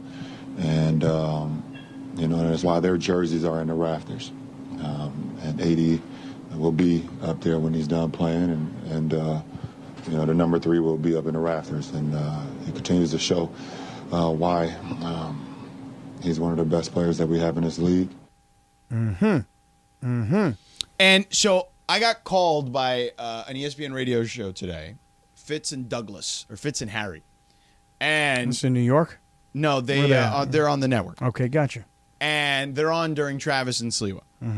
And they were calling me to fight with me about AD being in the rafters. And I'm like, yeah, AD should be in the rafters. Right now? Yes. Right? Hold on. If Anthony Davis's If career Anthony ended Davis today. had a horrific injury, Yep. okay? Yep. And could not play one more day, Right. he belongs in the rafters. Come up on. there. Are you serious? Come on. Really? Why on. not? He's won one championship. Okay. Okay. Right? He's been hurt, unfortunately. Okay, is he a better player? Is he a better player than Jamal Wilkes? Yeah, okay. Okay, Jamal Wilkes is up there. How many championships did he win with the Lakers? Jamal Wilkes won 3 championships. Okay. I mean, But Jamal Wilkes, when we're talking about those championships, where does Jamal Wilkes, good player? Jamal Wilkes was never the best player or the second best player on those teams. you've chosen to go with Jamal Wilkes, Yeah. who, By listen, the way, Pat Riley once told me that his jump shot, silky smooth, like a snowflake coming off a bamboo leaf. Oh, really? Yeah. That's smooth. Yeah. Look, you chose to pick. That's a true story. You chose the name that if you would have said to me, think about the names that are in the rafters. Right. Kareem and Magic and, Right. and Shaq and Kobe. And Right. these guys. But the bar is Jamal Wilkes. Well, to you it is. 4-time champion, 3 with the Lakers, 10th all-time scoring, I believe, still in Lakers history, but also at a time when guys were playing a lot longer for teams. All I'm saying is this. Listen, I can tell you that Anthony Davis is sticking it to guys like myself who did not believe that he would ever be healthy enough to be doing what he's doing right now. And I root for guys to stick it to me, to stick it to Charles Barkley, to stick it to doubters, whoever they may be. I doubted that Anthony Davis would be healthy at this time of the year. He's proving many of us wrong. Anthony Davis is a top 75 player of all time, whether you believe he should have been on that list or That's not. fine. I don't care about that. And he's okay, but that's my point. He's a top 75 player. He's won a championship with the Lakers. Heck, he may win one more. He's only 29 years old. I'm His saying career's to you, not over. That's my point. Okay, but right now, if his career ended, Yeah. he's a top 75 player. He's won a championship for the Lakers. You could have made the case he was the best player on that team that particular season. He's in for me. I disagree. I think that Anthony Davis, and this is what I was getting at. What? Because he doesn't have a jump shot that's as silky smooth as a snowflake coming off a bamboo leaf? If it came off some other sort of a leaf, that would be different. But bamboo leaf takes it to another level. Okay? Bamboo leaf, very, very slippery. You understand? Look, Anthony Davis is going through the process of. Okay, let's do this then. Yeah, go ahead. Is LeBron going up there? I don't think so. Now, the argument, of course, would be the argument would be. You know what the argument is? It's one thing. What is it? It's that he broke Kareem's scoring record in a Laker uniform. And he also literally took the franchise from the doldrums? Yeah, but, I mean, look, if LeBron and AD win a championship this year or next year, yeah, I think both of those guys will go up into the rafters. If you ask me to make a bet, will LeBron go up? He will, because he's LeBron James, and they're going to celebrate that they had the greatest player of the generation at the end of his career. And yes, he did win a championship. But as for Anthony Davis, I still think he's in the process. And by the way, I'm happy that he's proving guys like me wrong that didn't think he'd be as healthy as he is. But I think if it ended today... You know what you should do? Don't say it. Go to hell. No, sir. No, sir. And you know what? No, sir. You know what else you should do? Tell me. Go work with Harry and Fitz. Does everybody... Is this a no-brainer? Can I jump in and give my opinion here, Cappy? Sure. So Nate Thurmond has his jersey in the rafters in Cleveland. Cleveland alert, yes, but very relevant here. He only spent 2 seasons in Cleveland, right? But to George's point, he's like on NBA's top 50 players list. He averaged, 5 points, 6.3 rebounds, 1.5 blocks in 114 games. So he didn't do a whole lot specifically with the Cavs, but he was a great player overall. So I feel like you're going to celebrate a guy who stopped by your organization for a cup of coffee. Well, I mean that's them. I wouldn't, but I'm trying to make a comparison that like no. The comparison is he better than Jamal Wilkes? All those players up there are great, but he's probably him. Maybe Gail Goodrich. I don't know. Like those two are probably like at the bottom of the group. Is he better than those guys? Yes. Yeah, He's a top 75 player? Yes. He won a championship with your team, and he was a big reason, if not maybe the biggest reason? Yes. Check. All right, let me... Would the Pelicans retire his number? There was some animosity there, but they probably should. I will be curious to see what the reaction is in the circle of trust. Does everybody automatically go with Anthony Davis as an automatic? But that means they're wrong, too. Oh, really? Yeah. And they all can go to hell, too. Oh, my goodness. And LeBron, by the way, as the guy who's consummate when it comes to, I mean, he's the guy running the organization, always. He's even running the marketing department like, hey, I'm letting you guys know he's going up into the rafters. But LeBron, what if he doesn't win another championship between now and then? Doesn't matter. I've already made the declaration. He's going up. He's with me. He's going up with me. Oh, we didn't even know you were going up. Oh, yeah. We're going to have a statue of AD right next to mine. Oh, we didn't know you were building a statue. No statue. No statue of LeBron? No. Why not? No statue. Why? There's not statue worthy yet. Statue different place. Oh, really? Got to get 3, I think, for a statue. Rafters, 1. Statue, 3. Yeah. Didn't know that rule. That's my rule. Didn't know the theory, the 1-3 theory. You got to have 1, and you got to be like one of the main reasons. One of the main reasons. Okay. Yeah. But statue, 3. All right. 3 statues. 3 for statue. Statute of limitations, 3. All right. There you go. Cappy, before you and I do Inside or Outside, everybody's favorite NBA segment, tell them about our friends at Coors. Hey, let me ask you a question. Can I combine 2 things at once right here, Lindsay Baseball? Tell me what you think about this. I'm going to tell everybody about Coors Light, but by the same token, we've also got these Angel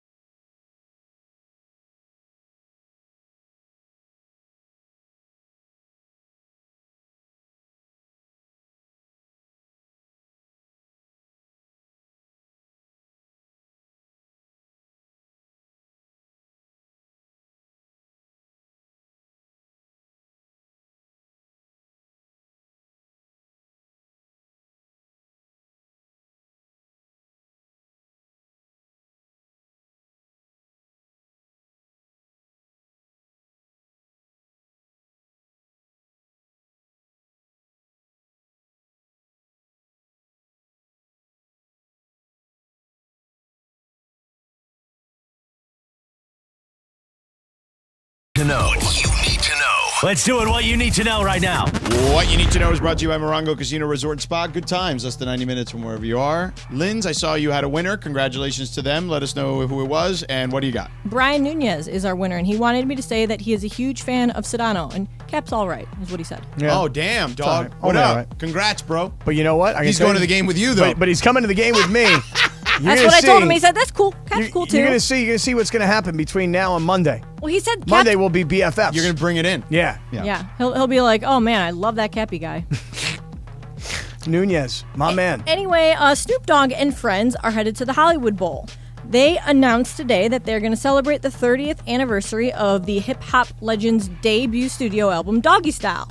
The special concert is produced by Dr. Dre, and it will be, actually, they're going to have two of them. They're going to be held June 27th and 28th, and a host of special guests are also slated to attend. The tickets for this concert go on sale this Friday, May 5th at 10 a.m. on the Hollywood Bowl website. So that's something that I definitely want to go to. What is the date of that? Is it the 27th and 28th of June? Correct. And you say it's Snoop and Dr. Dre, and they're going to bring in some special guests? Yep, and a whole bunch of friends. And where is this all happening? The Hollywood Bowl. Huh. Wow. I mean, there's a bunch of concerts that are like on my list now. Like I heard today as I was driving up from South LA, the advertisements for that Peace Out tour for Aerosmith on December 7th at the Kia Forum with the Black Crowes opening up. I got to go to that. And now this Snoop Dogg thing is happening. I never got that Snoop Dogg outfit from halftime at the Super Bowl a couple years ago. Not be a good time to order it, right? That, and I could rock my cool, Air Force Ones and start putting an outfit together. Yeah. I'm starting to think about my Mandy's outfit too, by the way. We're a month out from the Mandy's. I feel like that's something you should probably I sent you that picture of that Pitbull outfit I was going to buy. That was sharp. Looking. I got to wear something. I'm just really messy though. I'll spill on that and it'll drive me insane. But I got to rock something from the Dylan Brooks, Russell Westbrook kind of school of jacket with no shirt under it. Well, I feel like they do it in two completely different ways. Like Dylan Brooks does like the grungy style, and Russell Westbrook at least does like the classier version of that look. Well, I mean, for me, that look won't work, which is why it will be so shocking. Like when I come walking in dressed like I'm Russell Westbrook, no shirt on underneath my jacket, fat belly hanging out. I think that would look better than the Stone Cold look, Cap. You think so? Yes. George, have you already started to work on your Mandy's outfit? Yeah, I thought about it for like 2 seconds when I was at the store the other day, but that's about it. But you're not going to are you just going to go into your closet and just find whatever you want to that Saturday night? That's what I did last year. Right, but you're not going to pretty sharp. Pre-plan though. You're not going to think this thing through. I mean, I've been meaning to buy a white suit anyway. Really? Just because I want to rock it one day on TV for on like a playoff game or something. You know I can't wear a white suit. Why? You know why? Because you're white? In case you need your extra pair of underpants. Oh. Can't take a risk. I thought you were that. saying you were like doing a pigmentation. No. Oh. I like to wear white pants during the summer. Because I'll tan up before that for sure. No, but it's very dangerous. I'm wearing the for white me. suit on TV. Yeah. I'll make sure to be out in the sun a little bit a day or two before. Like if I drink a couple cups of coffee and then put on white pants, underpants, we got problems. Yeah. I'll tell you that right now. You know, it's funny you say that because you were just talking about cargo pants. I'm wearing white cargo pants. Be careful, you girl. You could never wear white cargo pants, Cappy. Imagine that. Be careful, Lindsay Baseball. Right, that is what you need to know, brought to you by Morongo Casino Resort and Spa. Good times, less than 90 minutes from wherever you are. I was just imagining you pooping your pants in white cargo pants. Anyway, real quick. Jonathan Watson, great listener. Really like a producer on this station in a lot of ways with the content. Says, at Sedano, at Scott Kaplan, at Lindsay Baseball, at Unique, hashtag COT, as in Circle of Trust. This is the same type of debate Lakers fans and NBA Twitter were having about Pau Gasol. Some didn't think he deserved it. AD has already equaled Wilt and Jerry West in rings. That is true. And Robert Wilkins, who I love as well, also says, I've lost my mind that AD's only played 4 years, only won championship. I mean, Pau Gasol only played 6.5 seasons for the Lakers. Right, but AD's going to end up playing more than Pau Gasol. Well, more years. Unless we go back to what you were saying to us last Friday, where you were going to trade him for Joel Embiid if they didn't win this past week. I mean, look. All I'm saying is this. I said that I would trade him for Joel Embiid, sure. Yeah, I wouldn't do that. All I'm saying is this. AD. Well, I don't think Daryl Morey would either, so. Okay. Has he had a great career? Yeah, he's had a great career. Mm-hmm. Is he an all-time Lakers legend? I don't think he is. He's getting there. But that's my point. He's there right now if he retired. If he had some tragic thing happen to him, he would be retired. His jersey would get retired. Number 3 would be in the rafters. Yes. LeBron is right. Well, I'll tell you this. Then you know what? You don't get to show up to the event. Well. Nope, you're gone. You're out. You're not on the list. It's like Rob Pelinka said earlier today when Steve Mason asked Rob Pelinka, should I come up to him and talk to him on Monday when we're at the game? You're going to tell him that's a bad idea? I'm just going to say to him, like, hey, you wanted some ideas? John Ireland told you I was not short on opinions. I like AD proving to guys like me and to Barkley and everybody else who doubted his ability to stay healthy. I like stories of redemption. As of today, he is not an all-time Laker legend. Okay.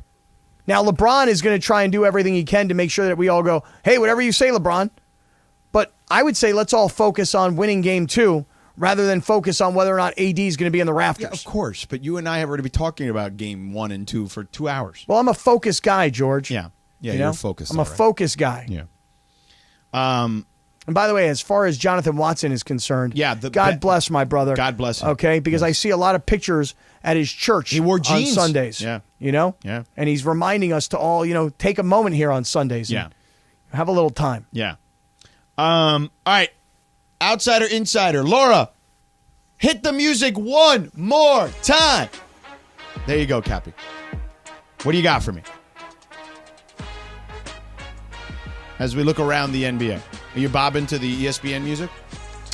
I am, as a matter of fact. I felt like this segment was more appropriate for this music. Okay. Right? I'm trying to find my notes. I wrote them all down. It's not going so well for me right now. It's okay. Oh, here we go. Here we go. I found them. Yeah. Thank you. George. Cappy. Saw Philadelphia beat Boston in game 1, yeah. Without Joel Embiid. Correct. I would have assumed that Philadelphia was toast without him. They proved me wrong. Yeah. Philadelphia for real in this series? Yeah, I think they're for real. I think that Boston is a better team. Boston will still win the series. I also think that Joel Embiid's injury is pretty serious. I know he's playing today, so I kind of give him a mulligan on today's game. I don't know what he's done yet. I haven't even looked. I know that it's halftime and Boston's up 10. Up 8, sorry. And, Joel's only taken 5 shots, only played 17 minutes. So I would imagine that he's kind of easing back into this thing. It's probably not smart, in my opinion. I would have probably sat in one more game. That's just me. But, yeah, I think Philly can play. I think Philly's got a good squad. I think these two teams played really well against each other during the regular season. Things were even fairly. So, yeah, I think Philly will – they've done their job. They've split. They'll be fine. All right. Let's go over to this Miami series, okay? I love the Miami-New York series because I'm old school like that. Like, I loved those Alonzo Mourning Heat teams. And I loved that era between the Heat and the Knicks when both teams were kind of battling to see who was going to be second place behind Michael Jordan and the Bulls. Mm-hmm. But with Jimmy Butler being out, what do you think about your Heat's chances? Jimmy Butler's going to be back for Game 3, and the Heat are going to exploit the Knicks for the frauds that they are. Wow, it sounds personal. I don't think so. I just think that the Knicks are not as good. I love when the Knicks are in the playoffs because I love the kind of the fact that, we get Madison Square Garden and the crowd there is always crazy and fun and whatever, and the Knicks fans are also silly and delusional. But then what happens is it's really the media that are the New York Knicks people that drive me up the wall. I've learned that because they start hyping them up like there's something that they're not, and they're really just this. I remember going on Around the Horn, and sorry, Lindsay, because I'm going to bring this up, and they kept asking me during the season, can the Knicks win a playoff series? And I kept saying, 3 weeks in a row, I said, if they play the Cavs, they're going to win that series. And they're like, well, what about beyond that? I'm like, nah, that's about it. They're like a second-round team. And that's what they're going to be. As long as Jimmy Butler has a modicum of health, the Heat are winning this series in 6 games. All right. Maybe less. Outsider, insider, here we go. So the Phoenix Suns are down 0-2 to the number 1 seed, the Denver Nuggets. Mm-hmm. Chris Paul hurt again in the playoffs. I know. I feel so bad for him, man. I mean, it's just the way it goes. God. It's a long season. He's an older guy now. So terrible. And the history just tells you, because I know this guy who always has this thing that he says about, like, past injury is a great indicator of future injury. The biggest predictor of future injury is past injury. And that's kind of the deal with Chris Paul. So, Yeah, I know. Are the Suns down 0-2 toast? I mean, toast, no, because you still have Devin Booker and Kevin Durant, but you're on life support. You're absolutely up against the ropes, okay? You are getting pummeled, and only this we're getting close to the last round, and you can only be saved by the bell in the last round. So you are taking a beating right now. You better find a way to tie up your opponent and make sure the referee breaks you apart here. All right, last one. This one's for Lindsay Baseball. Because, by the way, yeah, I haven't even talked about Denver yet. Yeah. Denver won a game in the first game, outscoring them, showing them how great and beautiful their offense is. And in game 2, they won a game in the mud in a slugfest, a defensive slugfest. I've been trying to tell people all year, this Denver team is not the team you thought they were previously. I really want to see Denver win this series because I'm not a Durant fan. And I would love to see Phoenix, who everybody jumped on their bandwagon as soon as Durant was traded there. They're going to win the West. I would love to see them get knocked out at this stage of the game. I mean, they had 4 points off the bench the other day. They are going to need to make some real changes to the secondary group on that team. Sounds like the Cavs. No, not like the Cavs at all. All right, outsider, insider. Last one. This one's for Lindsay Baseball. Every time we're watching a Laker game, Lindsay winds up sending us stuff about Tristan Thompson. I mean, he is kind of funny on the bench. It's hilarious. It is pretty funny. It is hilarious. The fact that this guy was like on ESPN 2 weeks ago. Yeah, he was on with me one day. This guy pulled a Jeff Saturday. Only the difference is that he's sitting at the end of the bench. Jeff Saturday was calling plays. Yeah. He literally got pulled from the studios of ESPN, and he's on the bench. Is Tristan Thompson going to, because for all the cheerleading and theatrics that he does on the bench, and for all the talking to LeBron and the coaching up LeBron, is Tristan Thompson going to contribute 1 minute of playing time in this series? If there's a blowout, I mean. But there was a blowout the last series. It was a huge blowout, and they emptied the bench, twice? And he still didn't even get in the game. So there's a decent chance he doesn't. No. Somebody give me Tristan Thompson's job. Like, Come on. Deion Waiters, I mean, I guess he played for like a few minutes here and there in the bubble. But didn't he play? I don't think he played in the playoffs very much. No, what a deal. He played some minutes, and though. J.R. Smith also didn't play very much during the I'd have to look this up. But what a deal. You don't play. They bring you into a playoff caliber team. Now you're getting paid. Now you're traveling with the team. Now you're part of it. You're back with your boy LeBron. And you don't have to do anything. You literally do not have to do anything. They're not asking you to play. Oh, but he does a lot. I mean, not really. Let me tell you something. I can cheerlead just as well as this guy. He's a hilarious cheerleader because he gets so into it. My favorite was the one where I think it was Dylan Brooks had an air ball 3, and like he so theatrically held his nose like, oh, that shot stinks, and like waved his hand in the air. It was so funny. You know, I see him doing the ice in the vein. J.R. Smith in the first round series played 4 games and played some decent minutes in a couple of those. In the second round, he played a total of 6 minutes and 48 seconds. In the Western Conference Final, he played a grand total of 4 minutes and 8 seconds. And in the finals, he played about 10 minutes roughly in 6 games. Wow. I'm trying to find Deion Waiters, though. Tristan Thompson, bro, I could do what he's doing. All I need is a yellow sweatsuit, and I'll stand there on the bench. I'll hype it up with LeBron. I'll have a handshake with LeBron. I mean, you don't need me to do anything. You don't need Tristan Thompson to do anything. He's just getting paid for being there. God, I'm jealous. Hey, good for him, though. Yeah, I'm jealous. Yeah, but I mean, I get it. I'm jealous of people at times. But I have a question, though, for you, NBA Insider. Yeah. Why, in all seriousness... I'm jealous of Lee Jenkins. Why did they sign him? You are? Why did they sign him? Yeah. Just to have an extra. Because he's a Jared Dudley. He's a good guy to have in the on the locker bench. room. Yeah. And LeBron needs somebody to carry his bag. Okay. No, he doesn't do that. Deion Waiters played in the first round against Portland, 3 games. He played a grand total of just under 8 minutes in the second round against Houston, and then didn't log a minute in the Western Conference Finals or Finals. So yeah, Tristan is on less than those guys potentially for sure. Yeah. There you go. There's Outsider Insider. Yeah. This is your time of the year, Mr. Insider. Yeah. This is your deal, man. This gets you Hey hyped. there. I'm George Sedano. Don't we know it? You done with that podcast now? Yeah, I was just guest hosting for 2 weeks. Yeah, and that's it. I'm not guest hosting anymore. You're done with it, I'm sure they'll ask you back. I mean, especially the way you introduce yourself. I mean, maybe. I don't know. I mean, it's Hey so there. professional. I'm George Sedano. Yeah. I mean, if they ask me back, I'll do it gladly. Of course, naturally you will. Why wouldn't I? Cappy, sure. would you do it if they asked you? Depends. I wonder why they never asked Mason. How would your intro go? Hi there. I'm Scott Kaplan. Perhaps you've heard me on the airwaves of 710 with my partner, George Sedano. See, he doesn't include me. See? I just read what was in the lyrics. Well, man. then Or tell what them was to in the script. Rewrite it. Rewrite that stuff, man. There's a strike right now, Cappy. Right. There's a writer's strike. I'm not allowed to cross the picket line. Use AI to write your script. It's a good idea. Who? God, what were we talking about? I don't know. A second ago. Who knows? Damn it, Tristan Thompson. We were talking about Tristan Thompson, but there was something I don't know. I forgot. It was something somewhere I was gonna go, but I forgot. All right, coming up next, Trey Turner besmirched the Dodgers. Oh, come on. Let's get to that next.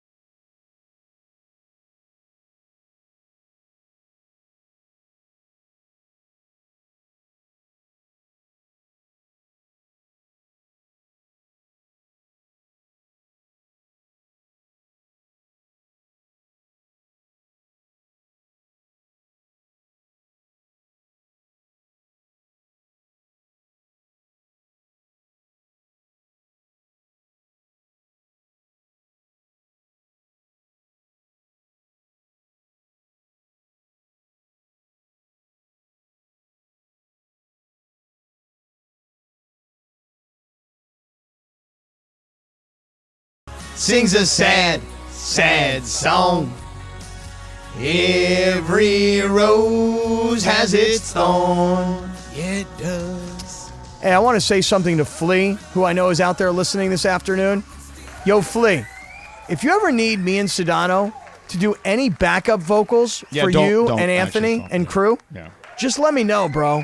Because I got some tighty whities, and I will rock them on stage, and I will sing my ass off for you guys. I will give you everything I got. Give it away now? I will give Flea everything I got, George. Yeah. You know he's got a new podcast? Flea does? Yeah. The Fleecast.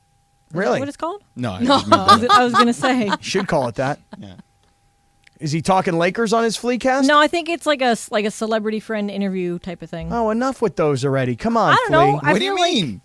That's just like everybody's podcast is now like, hey, I'm a celebrity, so I'm going to get all my celebrity buddies, and that's what we're going to do. And it's like, I get it. They get great stories that way. I know. Here, Cappy, this is what it is. It's called This Little Light, and it's a 15-part series that explores the influences and teachers that inspired some of Flea's own musical heroes. There you Now go. that Rick is Rubin, 100 Patti more Smith, interesting to me. Thundercat. Yeah, that's very interesting to me. Yeah. Very interesting. I love Flea. Love him. I know. You're sucking up to him right now. Big time. Yeah. We should have him on to talk about his podcast. We I should would invite him love on. to. I would love to. Maybe I'll see him on Monday night. See him at the game. Invite him on. Yeah. Maybe he listens to your podcast, George. The ESPN Hey there. Daily. I'm George Sedano. Maybe. You never know. Maybe he listens to the Cappy Cast. A lot of people. What do you mean? What does that mean? Maybe he watches the Cappy Cast on TV. Maybe he watches the Cappy Cast on YouTube. Maybe he listens to the Cappy Cast on every platform known to man. Major shade thrown. I know. Maybe he gets my newsletter. He was so ready to. We all get your newsletter. Your newsletter, bro. Enough with We that. all come get the on. newsletter. How We many don't times want it. I get it more than once in the same email. No, you don't. You get once. You No, get it I once. get it more, and I don't even I know how never you got my signed up. email addresses. I never signed up for Hey, it. did you plug in our email I don't know. addresses? Maybe I did something from a privacy control standpoint. I don't know. Okay, that makes sense. Oh, so Yeah. we could sue you now. I guess. I don't No, know. I wouldn't say you, Cappy. Thank you. Laura. Spam. I know. That hey, was Flea. funny, though. Hey, Flea. You are welcome around here anytime, my man. Anytime. That should be a good drop if you find it. That If it's was pretty clean, funny. it'd be a hilarious drop. I loved how you're like, yeah, no. Yeah. That's right. He probably doesn't listen to the Cappy Cast. Probably watches it on television. There you go. There you That's go, true. Cappy. How about that? He That's true. sees it. While he's doing his podcast. Well, that or while he's in the studio just Yeah. playing with his bass. Yeah. You know what I mean? Right. And he's watching the Cappy Cast on television, cable TV. Yeah. Jamming out. It's on in your neighborhood, buddy. Yeah. You just don't have cable TV. That's your problem. Direct TV. It's not on DirecTV. Staying true to Yeah. Direct TV. Nah, I'm still old school cable. It's easier. I'm on cable. I know. What can I tell you? But you're going to have to go on YouTube for NFL Red Zone. Is that the deal? I'm going to have to go on YouTube TV. Or YouTube. Oh, really? Either one. You got to subscribe to either one. Oh, well, I subscribe to YouTube TV. Well, if you have YouTube TV, then you still have to subscribe to the NFL Red Zone. Yeah, if you have YouTube TV, it's cheaper. I think it's like $50 cheaper. You get a little, you get a little I got to discount. figure out, though, like, you know those apps that you can cancel subscriptions that you have? I realized this week I have 2 subscriptions to the LA Times. So each one, whatever it costs, $16 or whatever, I got 2 of those. I got 2 subscriptions to something else. I got to clean this whole subscription thing up. We are all being taken advantage of by not canceling subscriptions. Yeah, I know. That's why you got to cancel subscriptions. I mean, But you're like the worst at that The stuff. worst, 'cause Like, I I don't- can't even imagine how much money you're literally giving people for free. It's the password. Especially for someone like you who, like, only thinks about money. Well, it's not that I only think about money. You know, it's just that I seem to be donating a lot of it to the LA Times right now. Yeah. Because I got 2 But they're, like, subscriptions. super easy. What do I do? Just go to their website and cancel. Really? Yeah, it's just as simple as that. But then I don't want them to cancel both, only one. Okay, we'll log into the one with the email that you want them to cancel. That's not that hard. It takes 2 seconds. Things like this are hard for me. Just log into the website. Just saying, things like this are hard for me. That's all.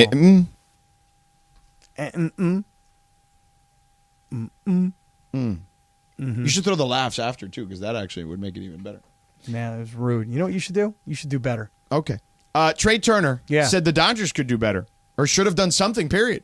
When asked if he could have returned to the Dodgers, he says they didn't make him an offer and that he definitely would have considered it or would have entertained it.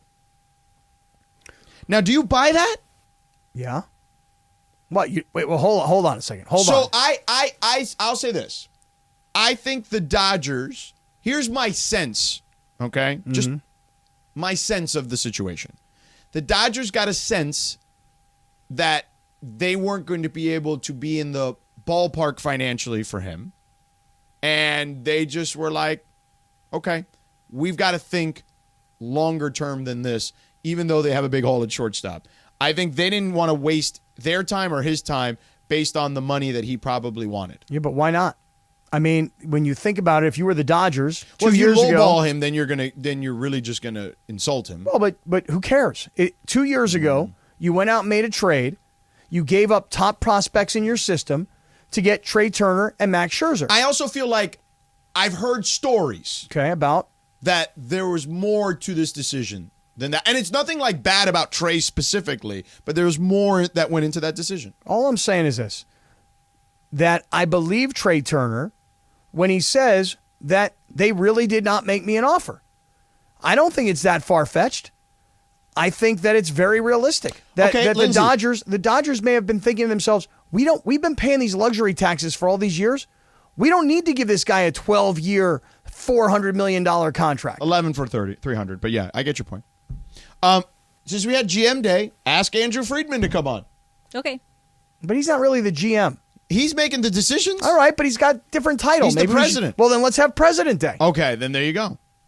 But not everybody has a president. Well, I would love to have Andrew Friedman on the show. Yeah, we can just ask him. And look, is it far-fetched to think that an organization looked at a guy and said, hey, you know what? We don't want to have one of these 10-year mega contracts like everybody else is signing these guys.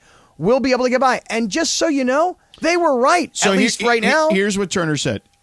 I don't know if surprise is the right word when asked about the Dodgers' decision to not heavily pursue him this winter. I had conversations with them in spring training last year, and that didn't work out. Once that happened, anything's possible. It's a business. It just didn't work out. So they did try to get him in spring training before the season, going into it before his last season, and they made him an offer that they didn't like, and they moved on. That was their number. Doesn't sound like it was a number that was worth even going back and forth with. But here's the bottom line. So they made him an offer, just not a competitive offer. Maybe. And right, they probably viewed him and said, look, the Dodgers have been very specific on who they've given these crazy long-term deals with.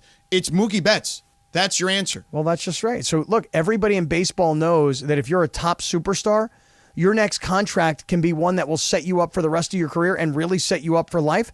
And if you're the Dodgers, even with the hole at shortstop and you're on like your fourth guy and you're having to use Mookie Betts at times, can we just all pump the brakes for a second and realize they're in first place? I grant you it's only 30 games so far this season, but they are in first place. So the club here, according to the reports, made a modest push during his free agency. Turner said that he had little dialogue with his camp, calling only once or twice over a couple of months. Most notably, a late push from San Diego. The Dodgers made no formal contract offers before he inked the mega deal outside of the offer during spring training. And you think that Trey Turner is lying about this? No, I didn't say he was lying. I just say I think there's more to it. I just and I'm not, again, it's not some sort of indictment on Trey or anything specific to him. I just heard there's more to it. Well, here's what I can tell you. And by the way, he also did not have a great season last year, like by his own standards. But again, it's like, do we sign this guy because we made a trade for him? Is he worth the 11 years, $300 million? If you're the Dodgers, you just don't give those contracts out like other teams do. Right, and I don't have a problem with that. And they shouldn't either, because they're still a competitive team that is still in first place in a division where their rival, if that's what you want to call them, went out and spent more than anybody ever would have expected they could have ever spent. Right, 100%. So I personally wouldn't have a big problem with it. I think a lot of us were surprised, and then because of the shortstop position, the injury right away with Gavin Lux in spring training. Yeah. But listen, I wouldn't look back if I were them. Yeah. All right, coming up next, big deal or no deal. But first, let me tell you about. I had some of this yesterday. What's that? I had the reposado and the añejo yesterday. Why is that? Because I was celebrating. Oh, really? Where were you? The Lakers won.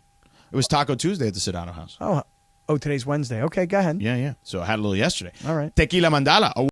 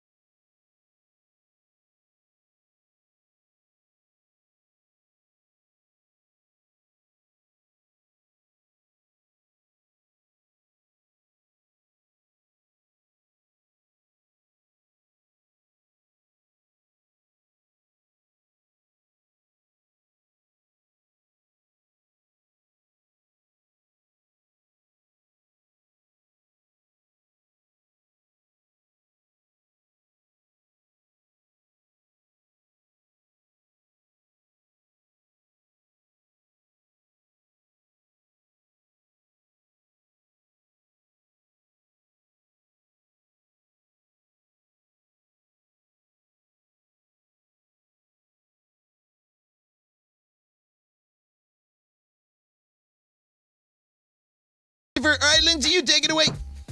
Thanks, Sedano. Sedano. All right, so an airline passenger raised a stink, pun intended there, online after posting about a fellow traveler using a headrest as a footrest. They posted the photo in the Reddit forum Mildly Infuriating, which showed someone with their shoeless feet resting high up on the headrest in front of them. To make it worse, they said the person's feet stunk and the odor was prominent throughout the plane. So I feel like this is kind of a big deal. If you saw this on a flight, would you say something? Just want to make sure I'm clear on this. The person is sitting behind them and they've got their bare feet up on the headrest? Yep. Oh, wow. And his feet stunk. So imagine you're sitting. They're like this. You're in 25B. You're in a middle seat, and the guy in 26B has no shoes on and has his feet on your headrest. Whose responsibility is it? Is it the guy sitting on either side of the shoeless dude, or is it the guy whose seat he's kicking? Who should be saying something? I mean, anybody. Everybody should be saying something like, yo, bro, that's gross. Stop doing that. Anybody here got the guts on a plane to be like, excuse me, would you please stop kicking my seat with your bare feet? Okay, Not even the kicking, just the smelly part. Right. The smelly part is bad enough. But if you're the one being kicked, you got to turn around. Especially, like, one thing if it's like a little kid, like whatever, you know what I mean? Like, you just deal with it, or you tell the parent, you give the parent like a hey, or you do like a hey, buddy, come on, you know? But if it's like a grown-ass person, yeah, you're like, hey, bro. You okay? Like, you got restless leg syndrome? What's going on there? You know? Oh, really? You ask him if he's got the syndrome. Yeah. Restless leg syndrome. Yeah. It's a serious syndrome, you know. Yeah, that's why I'm asking. Right. Hey, that's very considerate of you. Yeah. So I was on a flight. RLS is real. Yeah, I was on a flight 2 weeks ago. I was flying back from Tampa, and I'm sitting in a middle seat. True story. Sitting in a middle seat in a emergency row. So there's nobody in front of me. So I got that going. And there's a gentleman behind me, and I can feel his knees in my lower back, in the back of my seat. And I'm like, I'm going to say something here. I may have to kick a little ass. And then this guy got up and he went to the bathroom and he was not kicking my seat anymore. And I took a look at this guy and I went, good thing I kept my mouth shut. This guy's a monster. Right. That's why he has knees in your back. No wonder. He's He's too big. Right. His knees are on my back because he's 6'5". Yeah. Poor guy sitting in a middle seat. Yeah. I should have offered him my seat. Yeah, you should have. But I didn't. Yeah. Would have been a nice thing to do. But you're not a nice guy, Hey, would you Cappy. stop kicking me in the back by taking my seat, please? I'm only kidding. Kick someone else in the back. What airline was this? This was on Delta. Oh. I thought it might have been Spirit? Not Spirit. What was the other one? The discount one? Oh, yeah, the one. Breezy. Breezy. Little Breezy. Yeah. Yeah. Isn't it Breeze? It's really Yeah. Breeze. Breeze right? Airlines. It's BA. Breeze, yeah, I wish it was breezy. Yeah, he would. Yep. Hey, Steve Kerr, by the way, was on that their flagship, the Warriors flagship station. Did he say anything? Do we know? I haven't had time to go look right. because I'm producing a radio show. Oh, okay, no problem. Just ask if we knew anything. I mean, I could go back and check. I looked on Twitter. I didn't see any. Yeah, for highlights. Friday then. Yeah. We'll have it for Friday. Well, no, because the game is tomorrow, so Right. it won't be. Forget it won't it. It's matter. irrelevant. Yeah. All right, forget it. All right, next. Yeah. I'm sorry. Yeah. I can only do so much, right? All right, guys. So this one, I'm very interested in what you guys think about this. A 21-year-old woman was accused of dressing inappropriately for the gym by a fellow patron, and she managed to catch the entire interaction on camera. So the girl was filming herself doing a workout challenge when she was confronted by another gym goer who said, quote, "Do you think you can walk around in the gym wearing that? We're in a public place. No one wants to see your boobs hanging out. Put a shirt on." Disagree. Also, this girl's like, she's not like super chesty. It's not revealing. She's literally just wearing a sports bra that has like a small slit in it. It is nothing revealing. I've seen dozens of women wear similar outfits to the gym. Mm-hmm. So I feel like this is a big deal that a woman actually like confronted her in the gym. But would you guys do you think it's okay? Woman on woman crime. Yeah. Do you think it's okay for someone to like confront another gym goer about what they're wearing? No. I think that's no deal for me. I don't care. Like, you can wear whatever you want to the gym. First of all, you wear whatever you want. Like, I don't care. Like, I'm not the person that's going to police people. We've had these questions before about people on airlines, remember? Yes. About people's shirts or whatever, or the attire they've worn. I don't care. Just, you're a grown-ass person. Wear whatever you want or what you don't want. I, first of all, want to say this, that the sexier you dress to the gym, the more I want to go. But it's not sexy, though, either. It wasn't. It's just like regular gym attire. I'm just saying, like the girls who work out in my gym, which, by the way, I've become the perfect gym member. I pay every month, and I'm not showing up. So I'm like the perfect guy. You're the normal person. Right. The girls who wear sexy stuff in my gym, they're smoking hot. And I find myself looking at them. And if they look at me and they give me a look like, what are you looking at? I'm going to be like, I'm looking at you. That's weird. Because that's why you dress that way. No. So people, yes. No, not the right. Can't you just can a woman just like wear less clothes so they don't get sweaty and bogged down with like wet, nasty clothes at the gym just like a guy? But what about when all these women are checking me out while I'm working out? And they're like, hey, nice shorts. I just feel like cool go to the gym, t-shirt. you work out, that's it. No, it's not like that. It's a social scene at the gym. That's not true. No, I it go is work true. out and that's it. It is a social scene. And listen, let me tell you guys, I had a guy whose wife used to work out. She was an adult film star. He was a Major League Baseball player. The three of us would all spin in the same spin class. I always sat behind her because she wore a thong to a spin class. Here we go. Now, most people would be disgusted by that because the sweat of her tuchus would get on the seat of the spin bike. But me, I sat behind her, and I liked it. I feel like you're revealing a part of yourself that you probably shouldn't be revealing on the radio. Which part? The part that sat behind I mean, like, not everybody wants to be, talked at the gym. Yeah. She did. This girl did. Okay, maybe in this case, with someone wearing a thong, maybe you're right, yes. But I would say, generally speaking, regardless of what you look like, a girl should be able to wear, like, shorts and a sports bra to the gym and not feel like everyone's staring at her and judging her, right? Yeah, but gyms where people hook up. No, that's not true. I don't go to the Totally true. gym to hook up. I go to work out. Yes. People go to hook up. Not everybody. Maybe you. goes. A lot of people do. A lot of people go to hook You're up. also taken. You should. Many people go to the gym to hook up. It's true. Because Cappy says so.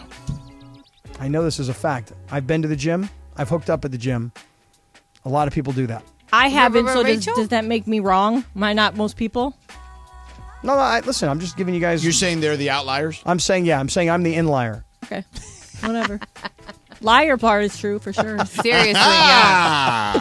I couldn't win. I was either an outlier or an inlier. You're still a liar. All Outsider. right, one more, Linz, or no? Laura, do you Still have a- one? I have one, but obviously it's a big deal. I sent you guys a story earlier about a woman, an influencer here in California, who lied about posting that her kids were Kidnapped. by Crazy. two crazy looking Latinos, right? And she blew up on TikTok, over 4 million views. It was investigated. She was also found out that she was lying for, just for the clout.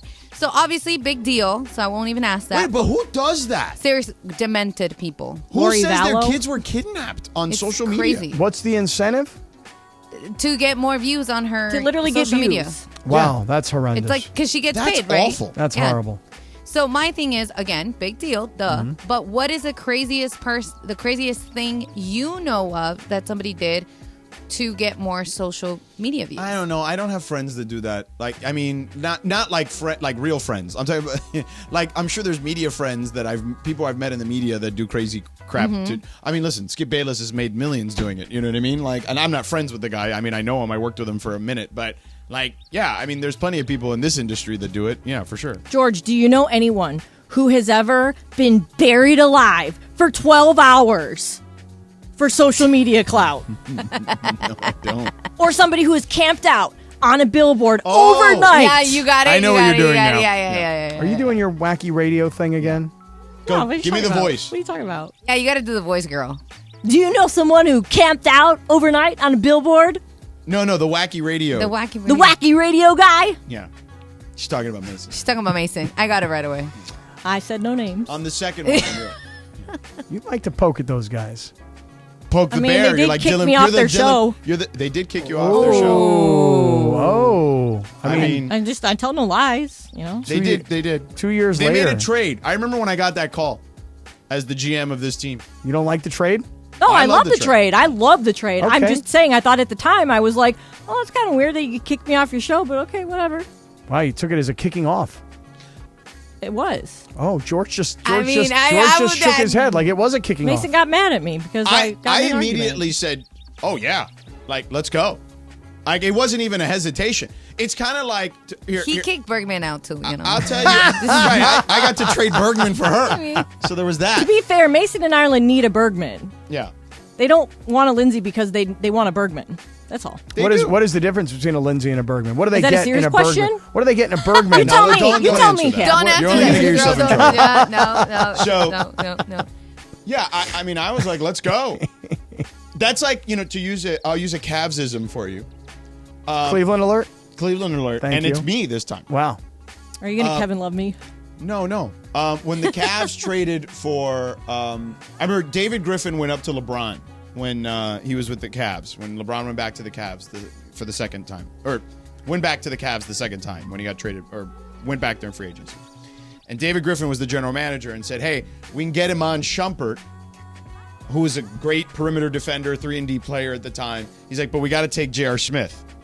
And LeBron's response was like, oh, let's get J.R. Smith. You know what I mean? So it was like, that was my reaction. They're like, hey, there's an issue with Mason and Ireland, so you're going to have to give up Bergman and take Lindsay. I was like, yeah, give me Lindsay. We're good. Wait, was that how it was presented? You were the J.R. Smith. There was an issue, and then you were going to have to give up Bergman? I thought it was more like... He's embellishing here. Okay.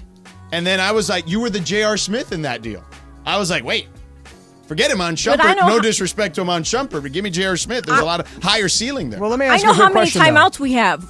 More like I feel like I'm like almost like the not the LeBron, but like I'm definitely not like the J.R. Smith anymore. But was there a call of a trade? Yeah, there was a call. Or I fielded a call. Or was it more of a, we're doing this? Yeah, that's exactly what it was. It was like, this is the trade. Right. Oh, so the trade had already gone down. In the minds, yes. No, it was offered. I could have nixed the trade. And I was asked, are you okay with this? And I said, I'm more than okay with it. Bring it on. Bring Lindsay over. Baseball. I just think, like I said, it's just, I'm kind of like, it's kind of like Russell Westbrook on the Clippers, like with Greg. I feel like he does well there. But Russell Westbrook wasn't. So, Cappy, do you have any friends that, do some crazy stuff for social media clout? I don't. Oh, okay. I wish I did. Yeah, right, Cap. You do stuff all the time on the Cappy Cast. I saw you do that TikTok dance the other day. Like, come on, don't lie. That was for to get social media. I mean, why else do you do that stuff, Cap? Well, we were in the middle of a broadcast and we started talking about this dance, and then I started doing the dance, and then somebody cut it up and put it on social media. I didn't do it. I mean, it's the clout, meaning like your show is on YouTube. I guess you could call that a form of social media. Of course it is. Dead Meow 5. Yeah, what's he saying? He calls you out all the time. I know he does. He's good. His part of his job is to listen to the show. Okay, what is he saying now? First, I mean, they down there they call this the show up there. That's what they call it. They should call it. Never mind. The show up there. The up there show. You guys have insulted them so much that they've decided to battle how back. Have how? Yes, how? You have so insulted. How have I insulted? Yeah, Calling how them the have Cappy Cast? Yes, everybody here. How is that an insult? Okay, I'll tell you right now. Hi. I'll tell you right now. I can't even ask the question. We should bring the Cappy Cast guys on. Let them Morales speak. won't allow it. He won't allow it. Why? Chris said no. Chris has said no. Yeah, Chris. I didn't know Chris had veto power. He vehemently said no. He said no. I think Greg over too. his dead body. I believe he said. Why? Yeah. Why you guys like that? I'm not like that. Talk to Christopher. Horrible. Yeah. Horrible. Rude. You should ask Morales. So Dead Meow. Yeah, what's his story? Who keeps an eye on you down there? Yeah. That show down there. One? No, both. He keeps both eyes. Yeah. That's part of his job. What's Dead Meow saying? He's like, you remember in Game of Thrones? Yeah. Like he's like the Watchman. The Night's Watch. He's on the watch. He's the Night's Watch. Lindsay and I are out of that reference. Yeah. Dead Meow's like the guy with the red beard. He's part of the Night's Watch. If you watch Game of Thrones, that's what Dead Meow Dead and Meow's Sedano like Kap Jon Circle Snow. of Trust is. Yes, he's Jon Snow. We totally don't get it back If you here. would get it, it would be hilarious. Clearly, because you guys are both red. Oh my God. That like was funny. tomatitos, Dead Meow is Jon Snow. Dead is Jon Snow. Yeah. Yeah, So but what did he anyway, say? I can't even see anymore. My eyes are watering. So he says, ironic at Scott Kaplan calling out at Flea333, which is your move. You always tag the person. He's tagging them too I now. love Flea. For having such famous buddies on his podcast when Cappy's always bragging about having his comedian friends on the Cappy Cast. Well, it turns out. So you're doing one of those podcasts you just said you don't like. Turns out that Flea is not doing that. Flea is not just having But some you called podcast. out Flea thinking he might have been doing that when you do that is the point, is what he's saying. I wish what I Jon had- Snow just said. I wish I had all these celebrity friends to keep bringing on my podcast.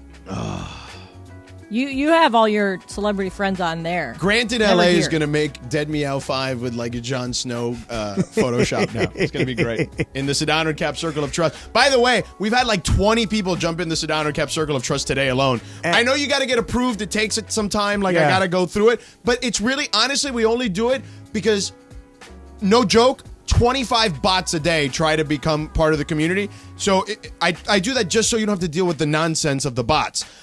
So if you want to be part of the Sedano and Kap Circle of Trust, go to Twitter, go to the community section, type in Sedano and Kap in the search bar. And I know a lot of people do it overnight because they're listening to the podcast. But feel free to do that and enjoy the shenanigans. And coming up here in Dealer's Choice, I want to talk very directly to those who are in the Circle of Trust. Okay. About Friday. Okay, great. All right, but first, speaking of going down Orange County, Fullerton Ford, changing the car buying experience. They're doing things differently because they're built differently. When you think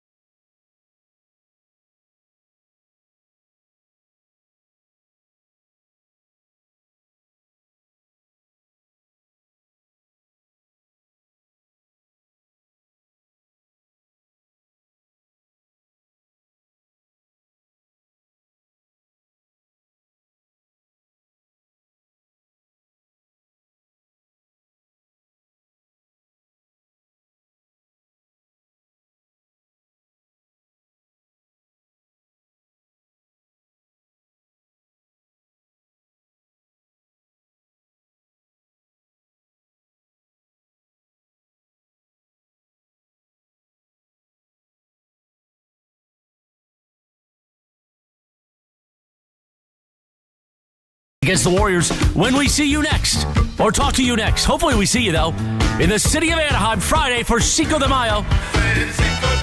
at Solita Restaurant right there off the 57 and Catella Avenue, the city of Anaheim, right next to Angel Stadium. Come on out, press the flesh. We'll go be there starting at 10 a.m. Sedano and Kap in the afternoon, of course. For Cinco de Mayo afternoon, going to be a party, party. Then we're going to hit up the Angels game. So come on out, win Angels tickets, win Mandy's tickets, Friday at Solita. Don't miss it. Right now, final segment, Sedano and Kap, here Wednesday. Yeah. Cinco de Mayo. Yeah, that's what I wanted to talk about in Dealer's Choice. Hey, look, we're off tomorrow because of the Laker game.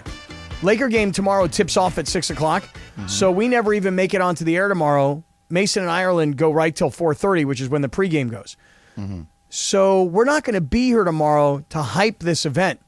But I just want to say to everybody, if you have not gotten tickets to the Mandy's, and they are now like impossible to get, we are giving away tickets to the Mandy's on Friday at Solita in Anaheim. We're also giving away tickets to see the Angels play that night. They're playing the Texas Rangers. So you'll win the tickets. You'll go to the game. Me and George are going to get off the air at 7, and then we'll come meet you at the game where we'll all hang out together. And I'm bringing Chris Morales. I'm bringing Boss Amanda. I'm bringing the Mishbucha. You feel me? So Friday, Solita, be there wherever you live, man. It doesn't really, you got to come south, come south. You got to come up north, do it. And here's why. Because this is going to be our last chance to hang until the Mandy's. So get out, be there, hug it out, bring it in, press the flesh, the whole deal. We'll see you guys all on Friday. How's that feel? Still have 2.5 more months. No, I realize that, but I just wanted to really hype that, George. Yeah, You know yeah. what I'm That saying? seemed like an outro. Yeah, you were like almost like peace out. Yeah. That's what I thought too. I was like, whoa. You want me to drop the mic and just get out of here? I mean, if you want. No, I don't want to leave, but I just want to say I'd like everybody to show up. I love everybody. Yeah. Everybody's showing up, Kap. Okay. All your, what was it, like 15,000 people that he says sees us on YouTube? Well, let me ask you a question. Is Greg and PV coming? I don't know. Dead Meow's never seen Game of Thrones. Me neither. Yeah, me Me and neither. Laura That's didn't what get we the were. joke. You guys What's were wrong with dying. you people? You were. I mean, seriously, parecían tomates. See? That's how red you guys were. See? And me and Lindsay were back here like, We don't get it. Yeah.